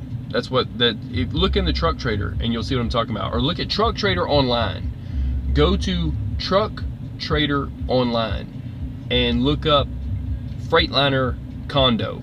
It'll be the ones with the windows on the side up there that you can open them up and you can let hot air out of the top of the truck, and you're relaxing, and it's a lot cooler, and you don't have to idle your truck in the summer. Well, you have to idle it in the summer in the heat, but in Texas. But if you're in Wisconsin or Minnesota, it's a lot cooler, and you create a breeze. Open them both up. I've got a fan on one side and a filter that's a HEPA filter on the other, and I suck it in from one side and blow it out the other, and it cools the truck off. So, yep, it's a condo. If I could show you this guy's truck, but he's not coming this far by. Let me try. Well, I can't. Anyway, it's got windows on the side of it. It's called a condo, for real. There's a flat top, which is just as high as the windshield. There's some called mid-roof or raised roof. They're just a little bit, you know, usually a mid-roof is the next one up, and raised roof they consider like 2 humps, like on the older Kenworths. And then the condo, it comes all the way up as tall as the trailer is, and the inside you get all that room. It's not just an air dam up there. It's all of that is inside the truck space, and there's an extra bed up there. So I've got a double bunk condo. That's what it's called. Some are single bunk condos, believe it or not. They just don't put the bunk up there. Most of them are double bunk condos. So it's made for teams. One guy sleeps on the top, and the other one sleeps on the bottom bunk. It's bunk beds almost, but the other one, it's up top. It just hangs down. It's not attached to the bottom one. It's not like house bunk beds, but so that's how it works. You know, I don't team drive. I can't ride behind somebody and then they wreck and you die. That's not cool. So I'm way too picky about my driving, and I'm not going to share space for somebody to put clothes and shit, you know, all that stuff. So especially on mountain passes, and it's just too dangerous. That's what kills me, is there's a lot of companies that they're training people, and they're like, okay, it's your turn to drive, I'm going to sleep. How can you train somebody if you're sleeping? Well, that's what they do. I feel like I'm monopolizing the conversation. JD, come on back in here. Anybody else wants to chat and say something, y'all go ahead. And it won't be long and I'll be getting off this thing. I'm about halfway through my cigar. It's gonna be time to roll. So hopefully nothing pops off when they get the gold out of Venezuela. And you know, I don't know what they're gonna do about their oil situation, but it's like I was saying, it's not light sweet crude. I don't think they're all that interested in it. I really don't. I think they're more interested in the government side of it. Here comes a condo, sort of. It's a Volvo. See how it has a window up top? I'm about done, getting tired already. I got you, JD. Well, time for me to run a bit. And I'm gonna knock down some miles and get a good start. Y'all stay safe and take it easy. I'm gonna get off this thing. Anybody else want to say anything, go ahead. Yeah, I seen the window. Yeah, that's a Volvo. That's a condo. He also has a sunroof in the top, but it doesn't open up. Sunroofs on trucks don't open up. He actually did a U-turn and he's coming back. You get to see him again. Thank you, had a great time again. Hey man, you are welcome, brother. There he comes again. He just really wants to be in my video. I'm just saying. And like I said, eventually I'm gonna start showing movies on the side of these trucks. I'm gonna get a projector. Boy, that's an old squalling brake setup he's got. What's he gonna back up now? He really wants to be in this video. You see what people are doing, right? I'm telling you.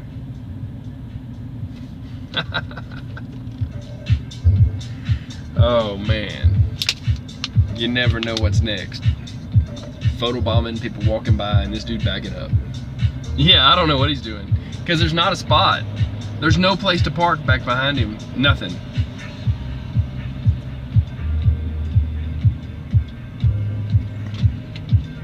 Who knows? Really good cigar. I'll make sure you get those links, JD. If I have to, I'll put them up on Twitter.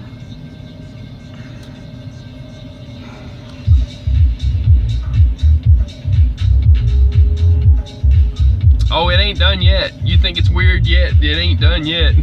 They're not done. There's nowhere to park over there, and they're gonna try to park anyway.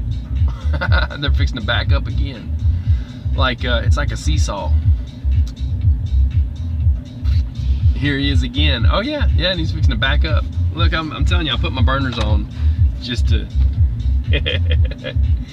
you can see my silhouette on my lights. So yeah,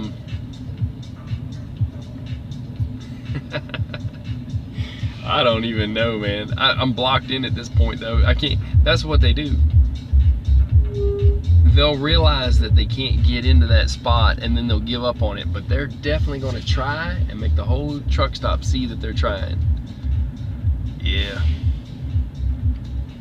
I don't think they'll hit me, but I make no promises on the truck next to me. He might get some crumple damage real quick.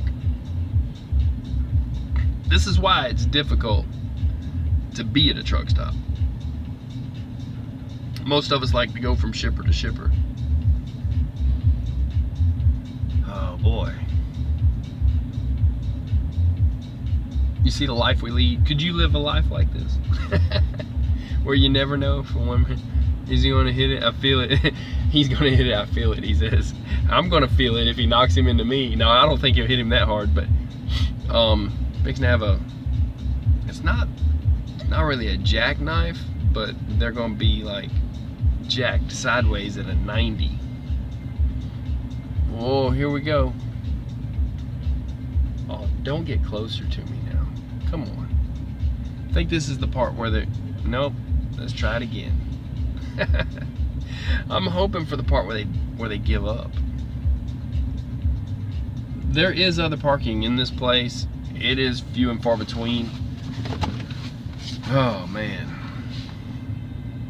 Now I'm a captive audience. If I had left 15 minutes ago, you know, but it's no big deal. Cigar's still viable, you know. The world ain't in and the flag's still flying. But yeah, you fix to see a jackknife. You see that? They almost hit the fairing. It was close. A true jackknife is where you can't get out of it, but you know, that's what they call it when you have to jack it back into the hole. You kind of do jackknife it a bit. They about full-on jackknife it. They about hit their, you could tell, maybe not from this camera, but the fairing behind that truck has been damaged from turning too sharp and actually hitting their own trailer. When you see damage like that, it's a telltale sign that they might do it again. And so right now, they're trying real hard to get into the spot, not next to me, but on past that. So, hey, but you get to see the windows up top though. You got a good view of it now. That's a condo. The one in front of them in that Peterbilt is just a raised roof with horns on top. So,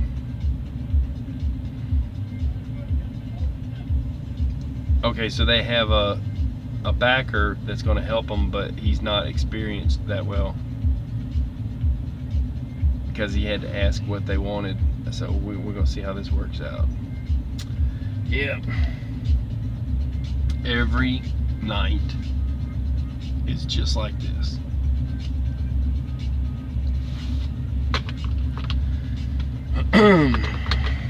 But hey, the Russians ain't trying to take the gold out of the back of my trailer. You never know. That's next. That is next. People, I appreciate you joining me for my corner of the crazy world. You can share my video if you want to. Click like and subscribe. LOL, JD, I got you. Yeah, it's a crazy world. I just live in it. You know, I can't control it. I talk about it. I tell them what's going on. We got a whole nother dude out here. Let's see. He is not going to make it, it looks like. Yeah, I don't think they're going to make it. They do this and then they give up. This guy's trying to guide them in and say, if you move to the right, to the left, to the, you know, I don't want to be involved in it. This guy, he's you take on a lot of liability if you go to help a truck in and you're guiding them in. They might say it's your fault and they could try to get you on the insurance too. That's part of the issue. I will always help another driver if they're broke down, this or that or whatever, but when you got a new driver and you're backing up, and if it's not next to me, it's not so much my business. They can do it. See, they gave up, I think, or they're trying to recorrect. You never know. You know. Yeah. Like I said, we try to help each other, but you have to measure it. Because if I go out here and help every driver out in this whole truck stop, back up, I'd be out here all night, you know.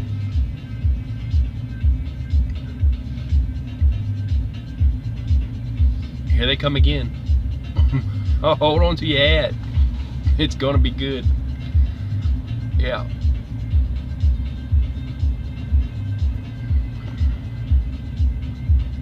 If they're getting paid by the mile and they're turning that odometer over, they're gonna make at least 10 bucks just being in the parking lot. Now there's a guy behind. I wish you could see this. Now there's a guy with his lights on and he's gonna try to pass him right in front of me. Watch how tight this is, people. This is nerve-wracking. Watch how tight this is. You can hear it crunch my truck. You can just hear it. You can just feel it grinding my truck. Blinker, LOL. Yeah. So now this one, oh, they're gonna do a whole new setup. They're gonna back way up and hopefully not hit it. There's a whole nother truck behind them. Yeah, like I said, this is every night, but it's these new drivers. You really only need one setup to get in a hole, and either you can do it or you can't. Maybe you'll move a couple times. If you had to, you could reset up, but then there's this kind of mess. And here they come again. Let's try it again. This could last all night. You never know. Because, I mean, I can't move until they're done anyway. God, dog. Yeah. I'm starting to think that they're training right here and right now. I don't really know. Man. Too close for comfort, though, no doubt. I'm going to need another cigar when this is over. Man.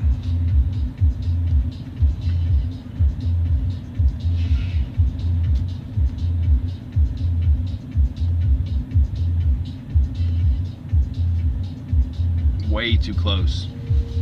People, if y'all only knew. Inches.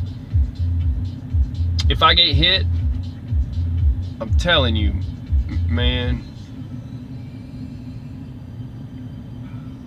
at some point, what do I need to do? The guy beside me is whatever. Do I need to back up more just for this mess? Golly. Go back 2 feet now? Yeah, I'm thinking about it, bro. Golly, if they're gonna take up the 2 feet that, I mean, you know. Whew. I'm hoping this is the last time they try, and either they'll give up and respectfully get the hell out.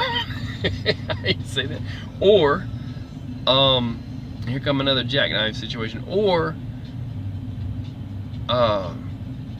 man, I would almost back up until I hit the dude behind me rather than get hit in front. That's the truth. So,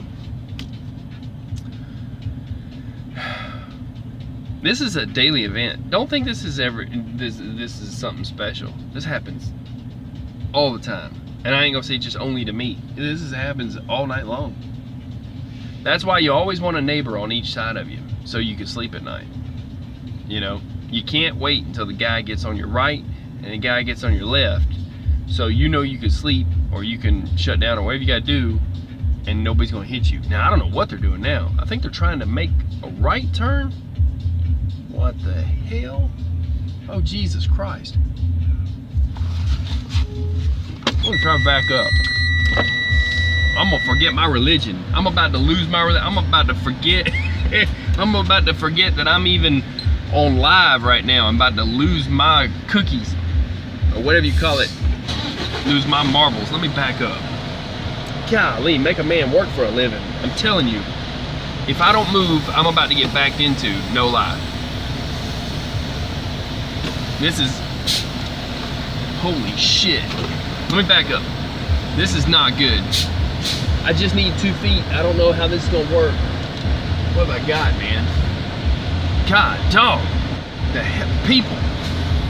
Y'all killing me with this shit. This is, damn.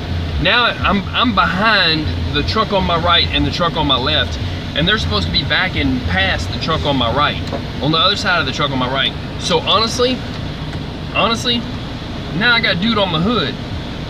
You see this dude?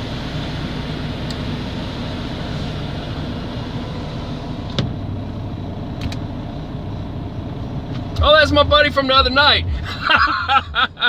You on live now, bro. The guy that's backing is trying to help them from not hitting my truck. He's the guy that had the problem with the sensor. That's his head. He just walked by. He's trying to help him not to hit my truck to do me a favor.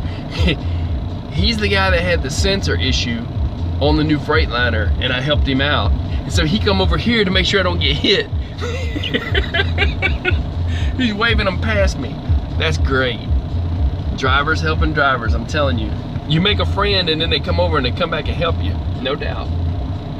So he was trying to get that driver off my truck, but I backed up. I'm telling you, I backed up at least 4 feet. There's nobody behind me, so I took up part of the parking spot behind me. But this is crazy. If y'all could see what they're doing now. No lie. Look, check it out. I'm gonna give you a little bit more.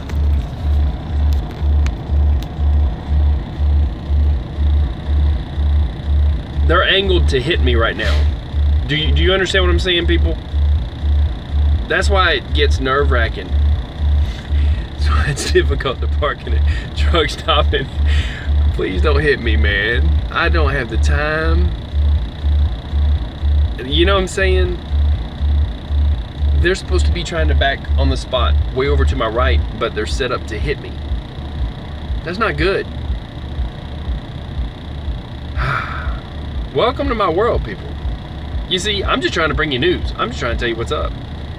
And then the next thing you know, they're trying to crush me like it's a monster truck competition. I'm not lying. This is Bigfoot. We're gonna call that truck Bigfoot. They got a nickname now. And if I get hit right here, this is gonna be on tape. I'm gonna have to use this as evidence just to get the insurance to fix my truck. And I was just fixing to get another one, you know? That might mess me up.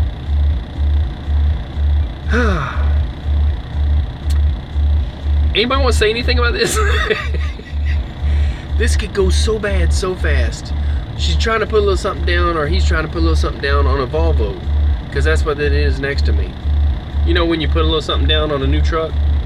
That's it's live. I'm going live right here, bro. Hey, come here. That's my buddy. Hold it on, hold tight. Here you go, come on over here, holler at me. Hey, dude. She was trying to park from that side, like turn toward that way. You want to tell him on video? Because right now it's live. Yeah, because like I told her. You want to be on video? No. It's live right now. We're on YouTube live. Check this out. Her, like, go from that direction to this direction, right? You have to see from the both sides. You have to, at least you should be visible from your driver's side from one tractor, right? Yeah. From driver's side, from driver mirror, you could have to see easily this tractor on that side, and then you can easily park it. But like she was like, oh, I'm too tired. Okay, you want me to do it? It's so easy. Right, you offered to even do it for her, and yeah. So I'm like, man, they were gonna hit my truck. I'm on live right now. I got people making comments right now. I told them you're the guy that I helped with the air with the other night. Just go back off, fix it from Freightliner. Yeah, you fixed it. Yeah, and that like before. It was the sensor I told you. Before doing that, like I went to. I'm right, like 100% of the time. I went to drop the load. Yeah. And then, like while going, also have to pull off the road like so many fucking times because the sensor was like keep going on again and again and won't let me drive. It will shut off the truck. Right. And then so after so freaking many times getting off the road, on the road, and then I finally reached to Freightliner, told them like this and this, we have figured out the coolant is up more than enough, and like we are having since the problem of coolant sensor. Yeah. So that they have to change the. And it was the sensor. One. Did they do it under warranty? No. Well, you like did it. They didn't charge me for anything like for the maintenance or like for their charges, like whatever they do it. Right. Well, like they just charged me for the piece. How much was the sensor? The sensor was around about $300 something. Holy shit! Really? Yeah, yes. Hey guys, that sensor that I helped the guy with the other night and told him it was a sensor, it's $300 for that little sensor on the coolant. Man, they don't buy stock in sensors, people. You'll be rich. If you won't have any warranties, then they will charge you for labor and everything, for fixing it, for taking off and putting a new one in. right? But like I was in warranty, so they didn't charge me for that thing. But they charged you 300 and something for the sensor. Just for the sensor. Just the sensor was 300 bucks. And this dude's making comments. Damn, you want to be on live right now? I'm telling you. But you tell, wait, here come another truck. Look, I'm telling you, I'm trying to get hit. So yeah, so I was sitting here about to get hit. I was just talking about Venezuelan, about the gold, and then all of a sudden I'm about to be in a monster truck competition. He is doing a right direction. If you go that way, then you going this way. Yeah, right? then you're set up. But like she's flying from straight here, going that way, which is impossible. Look, and she was set up to hit my truck, and I just told them that. And see, there's no reason for that, but people do it every night. Stop. Like she was like when she was backing up for the very first time. She was in the right direction, but like this mirror off that truck, she was almost about to hit. That's what I was telling people online. I was saying, this guy's the guy that I helped the other night, and now he's come back to save me. He stopped her from hitting my truck. Yeah, so I thought it was a dude. I couldn't tell. So it's all dark in there. Yeah. She was a black gold. Well, either way, man, they're training, but it's to my expense if they hit my truck. So what if you weren't here, and what if I was sleeping or something, you know? Oh, yeah, definitely. And then I was like, when I was trying to back up, I was trying to back up here in the morning time, right? Yeah. And that truck I don't know, over there was a truck parked on that side. Right. That truck was too forward.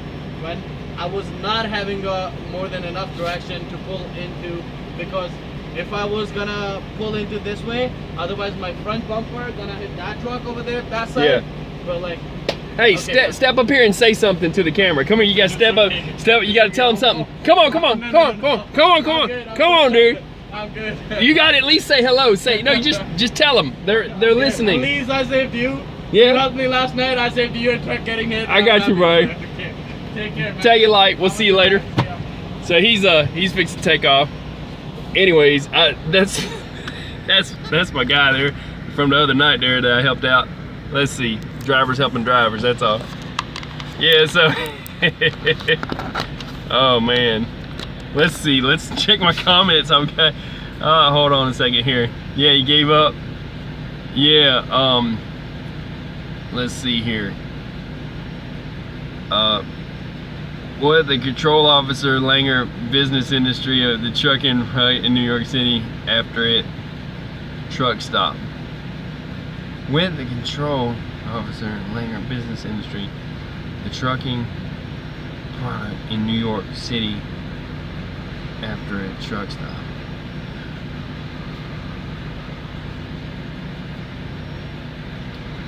Okay, so Gemma Alfondra says, I believe it says with the control officer Langer business industry, the trucking product in New York City after it truck stop. I'm not sure exactly what you're saying there, dude. I've had a problem where they charge me for parking even in front of businesses around New Jersey and around New York. New York City, that's rough stuff, you know what I'm saying? JD put damn and then put LOL and well, you're okay now. Yeah, hey, my dog was on it. That's the guy that had the problem with the sensor. It was $300 for him, even though it was under warranty, right? That's where they get you, is these new expensive sensors.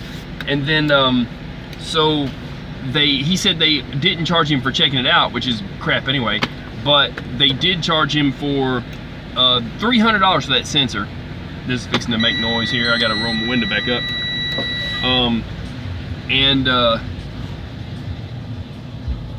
And it was what I told him it was, so that saved him money, you know, so he come over to help me out. Hey, I have to head to bed. Thanks for the show. Yeah, JD, no worries. Now I'm fixing to get hit by a car hauler that's gonna try to go into the same spot. You're gonna miss this. Oh man. Crazy situation I'm in. I'll just be glad. I'm gonna have to leave this truck stop and get out of here anyways. That's what I deal with, man. So LL, be safe. Yeah, you too, JD. Take off, dude. Get you some sleep. No worries. Look, the craziness ensues and continues. It'll be on video. It'll go up as a video. No worries. This guy's fixing to put a little something down on the truck next to me, or he's gonna give up. Either way. So, but that was the guy, like I was saying, that was the guy I helped last night. Driver, what truck stop you at? Oh, Icon. Icon, I'm in a secretly undisclosed location. I'm at the Bat Cave, okay? I'm at Fort Truck Stop. I'm basically, it's Kentucky, okay? So, dealing with a tight spot in Kentucky. And I'm fixing to have to actually go grab a load and go further. So that's what you deal with. What at Beerin 20-year-old the back Chevron camp with from run by the house camp Chevron. Okay, I'm trying to follow that dude. What did Jim Brand 20-year-old the third back up Chevron camp with from run by the house camp Chevron. Oh, okay. Yeah, Camp Chevron. I got you. That's that place. Yeah, New York. You talking? Yeah, you park where you can park. That's kind of how it works. And they need more truck stops in New York City. They need them in New York, anyways, for sure. Yeah, I like even this guy's tight. I can't mess with that. And he's got a ramp and vehicles on it. And you talking about, I don't know how much that load's worth. Oh no, that's wrecked cars. The top one's got damage on it anyways. So, I'll finish up my cigar and get out of here if they'll let me out of here. They'll be fighting me for my parking spot in a bit. I have a friend that might be there. His name is Rusty Shackelford. I got you, Icon. Yeah, well, don't have them roll up on me because I'll be rolling out of here. You know what I'm saying? But, yeah, this guy's getting out to look now. It's so dark, I don't know if you could tell. I'll have to hit my burners at some point. Actually, no, my burners ain't bright enough. So.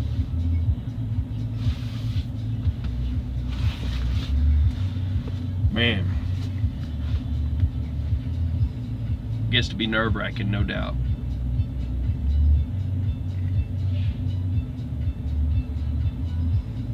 As long as they don't hit them so hard that they push them into me, then I'm fine. And I'll still be able to get out of here. If I have to, I'll back out. Kind of crazy.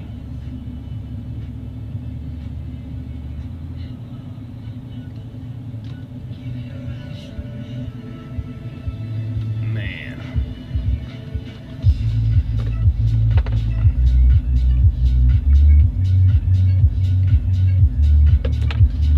What's where I'm at.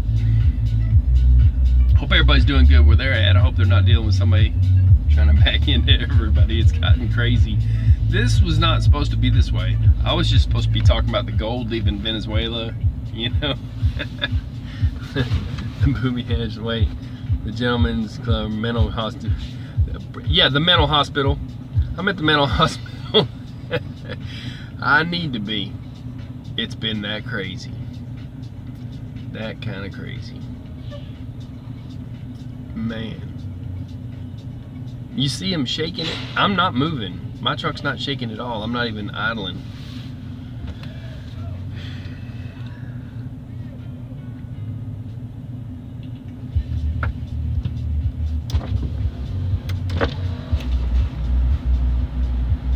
Man.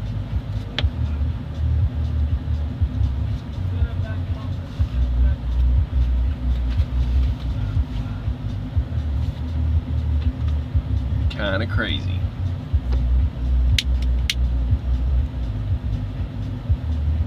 I kind of hope you're doing good. Hope everybody's doing good, like I said. If you're not, it's a good time to change where you're at, no lie, because they are offering some serious sign-on bonuses, new trucks, no payments, all that. I've had my eyes open for my number 3 ride. Always am, I got you. It's a struggle. We're all in it together. Icon, let me ask you. Am I doing good? Not with my lives. That's just me. But am I doing good? You know, with my mechanical stuff that I'm putting up, I'm trying to put stuff up.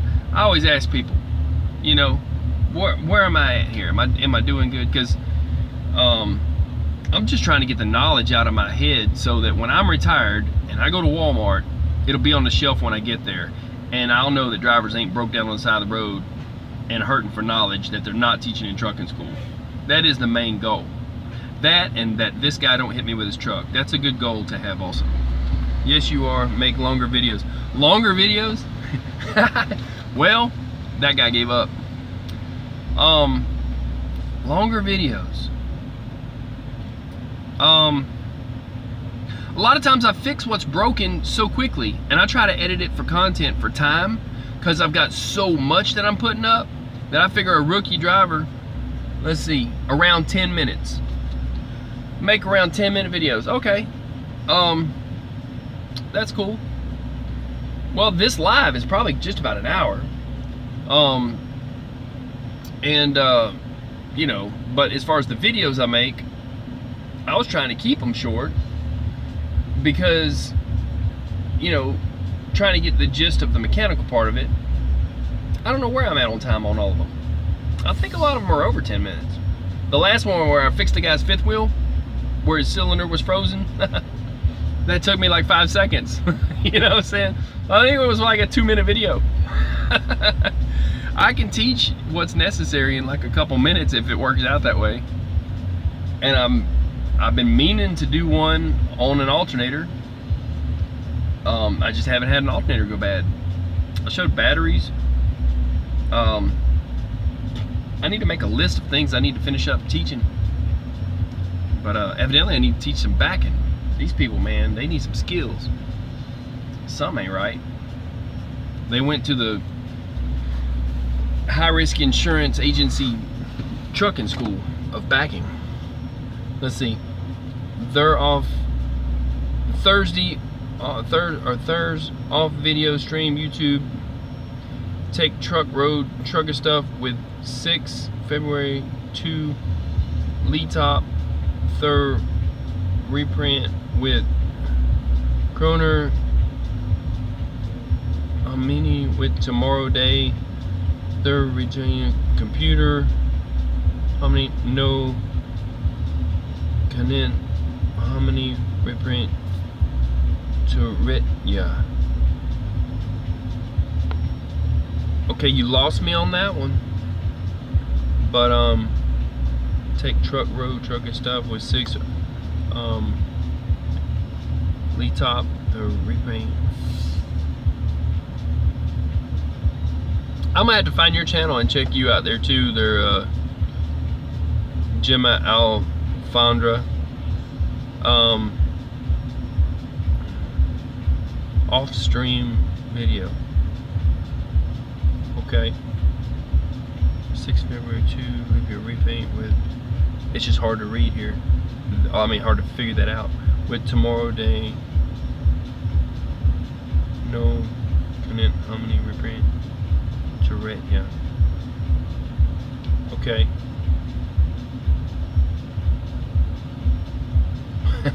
Just kind of lost me. Y'all see what I'm reading. You people in the room, you see what I'm reading. So, yeah, and I mean, if you think that's something, look, you should try to read Russian. They got backwards K's and stuff. Man, those people that are trying to talk to me, and I'm like, I am going to definitely have to translate this one. I speak some Slavic. It's like their neighbors. It's a little different than Russian. Okay, so, you know, Ruski is a bit rough. And they have 2 different forms of it. Like Chinese has 3 forms, right?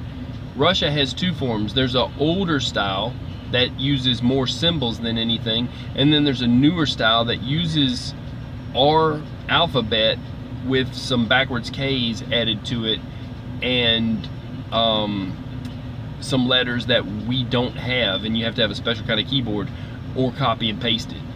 So like the guy that I helped out with the 5th wheel, you know, he's like, oh, you spoke, you know, perfect. He's like, because I told him, you know, like Nia dobro, you know, or I'm sorry, I said Nia problem dobro. I was saying no problem, it's good, and he He got it. That's because I spoke some Slavic. He was actually not from Russia. He was actually from Yugoslavia. Yugoslavia is a country that no longer exists. Okay, now it's like Bosnia-Herzegovina, which that's a whole nother story in itself. Okay, and it used to be Serbo-Croatia, the Serbs and the Croats. So, you know, talking about 17 different dialects. Polish, like Polski, Polish is very, very close to Slavic. Also, Russian is close to Slavic. They have similar things they can understand. So I try to keep it in simple terms. But yeah, Russian is pretty rough. And I've got people from Russia that send me comments and stuff and messages and what, and I'm like, this is going to be difficult.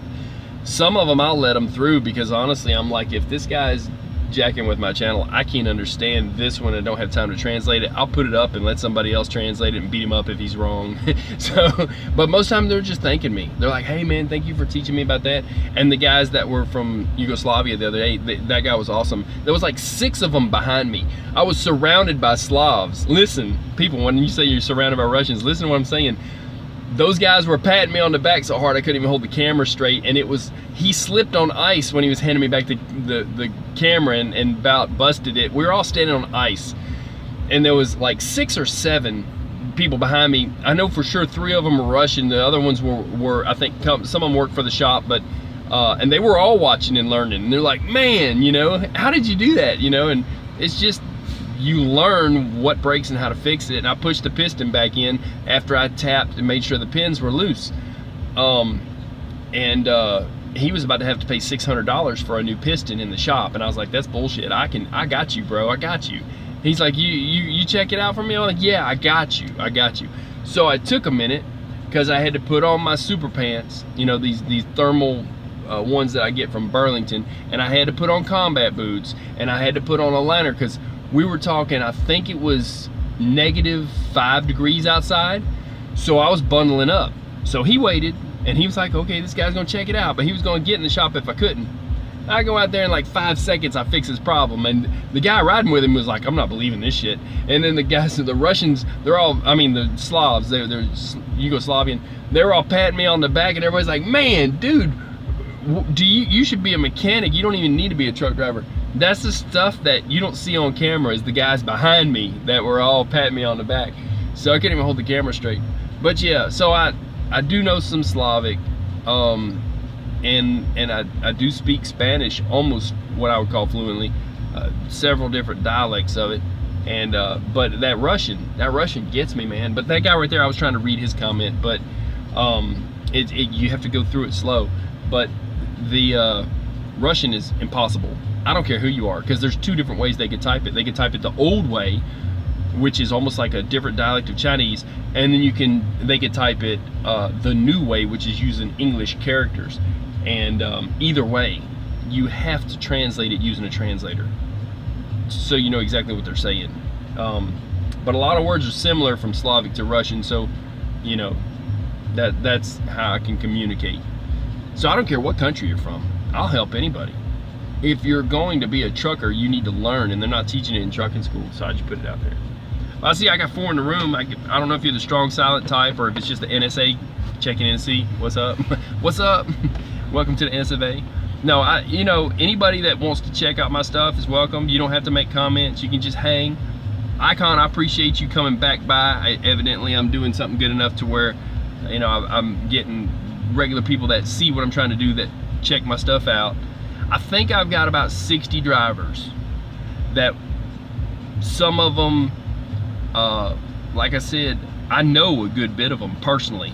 But then other than that, I know that there's about 180 that check out my stuff pretty regularly, and whether they like me personally or not, or whether they're just checking in or seeing what I'm teaching, they have told me, hey, look, you know, that's what needs to happen. And they should be teaching this in trucking school. We can't just grab these guys that they're churning out of trucking schools. We can't just grab them, you know, at the fuel aisle and say, come over here and learn this. And we can't teach them individually what they need to learn. So that's why I'm doing what I do, in case you don't know. I've said that several times in different videos. That's just kind of what I do. And then this Operation Hot Biscuit is just info that I'm hearing that does affect us as Americans and what's going on that may not make the news, because it's you know, it's what they want to put up there, puppies and kittens and BS. So I'm bringing you the truth, Church of the Painful Truth for trucking here. Y'all make some comments, and then I'm gonna get out of here. If it's all right with everybody involved in the whole world, I'd like to go and make a couple dollars. So I'm relighting this cigar, and I'm gonna get down the road. Now, India, that language, it's a little different. I think they call it Hindi. I'm not sure. I don't want to misspeak, because I know there's a Hindu religion. I don't want to misspeak, but that language, I can't speak it. But I dig their music when I'm eating the food. It's pretty cool. You know. Maybe I won't get run over while I'm trying to pull out of here either, because this is a rough truck stop. When you get this tight from the front of my truck to that truck in front of me, and people are backing in and pulling out, that's why I'd prefer this whole row right here from him over to there. I prefer for them to be full, and for me to have a guy on my right and a guy on my left before I shut down for the night. Now here's the problem. I'm about to leave out, you know, so I'm gonna run to the sun, and I'm gonna go make $1. Y'all stay safe. I appreciate you coming in. I almost feel like I shouldn't be leaving because I got 4 in the room, but this will be a video, and you can turn around and watch the first of it where I was talking and catch up, because I don't think it lets you rewind. And y'all stay safe out there, okay? And I really do appreciate you coming by. Icon put night. I got you, Icon. You know, thank you very much for coming back. And you know, I consider everybody that's you know, subscribed to my channel as friends, and I appreciate everybody that's checking out my stuff. And like I said, this is just my Operation Hot Biscuit. I really appreciate people coming in for this, because this is just me talking about what's going on in the world, you know. And it's time for you get to beat me up. This is the time you get to beat me up. But the other videos, share them. If you're on any kind of social media platform, put it up. And definitely, Icon, I'm gonna ask you to watch 2 videos. I just put them up. The guy said he couldn't find them or something. I'll put a link on this end of this video, but definitely watch those 2 videos, okay? The last lives that I put up that were, you will not be replaced as a truck driver by an automated truck. Yeah, those last 2 lives that I did, I had to do part 1, and then part 2 I called it ain't over, because they cut me off. They cut my stream. I said it ain't over. It's all a racket. You need to hear that. Truckers need to hear that. You know, every once in a while you need to hear something good. You are not replaceable by a machine. Nobody can do what we do. And you are skilled labor, whether they want you to believe it or not. They tried to bring people from another country over here that have never drove a car before and just put them in a truck. That was proven to be folly. We are skilled labor. And don't let them make you think otherwise, no matter what they put in the news. And you won't be replaced by an automated truck. So listening to last 2 videos, it'll tell you all that. You should hear that. Y'all stay safe. I'm gonna get off this thing. Anybody want to say anything else, go ahead, and then I'm gonna get out. Like I said, make sure you watch them, especially if you're a driver, and share those 2, and share any of my videos on my mechanical stuff.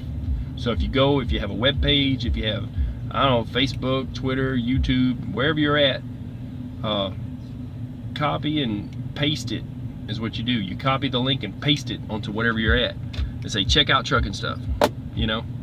And click like, share, and subscribe.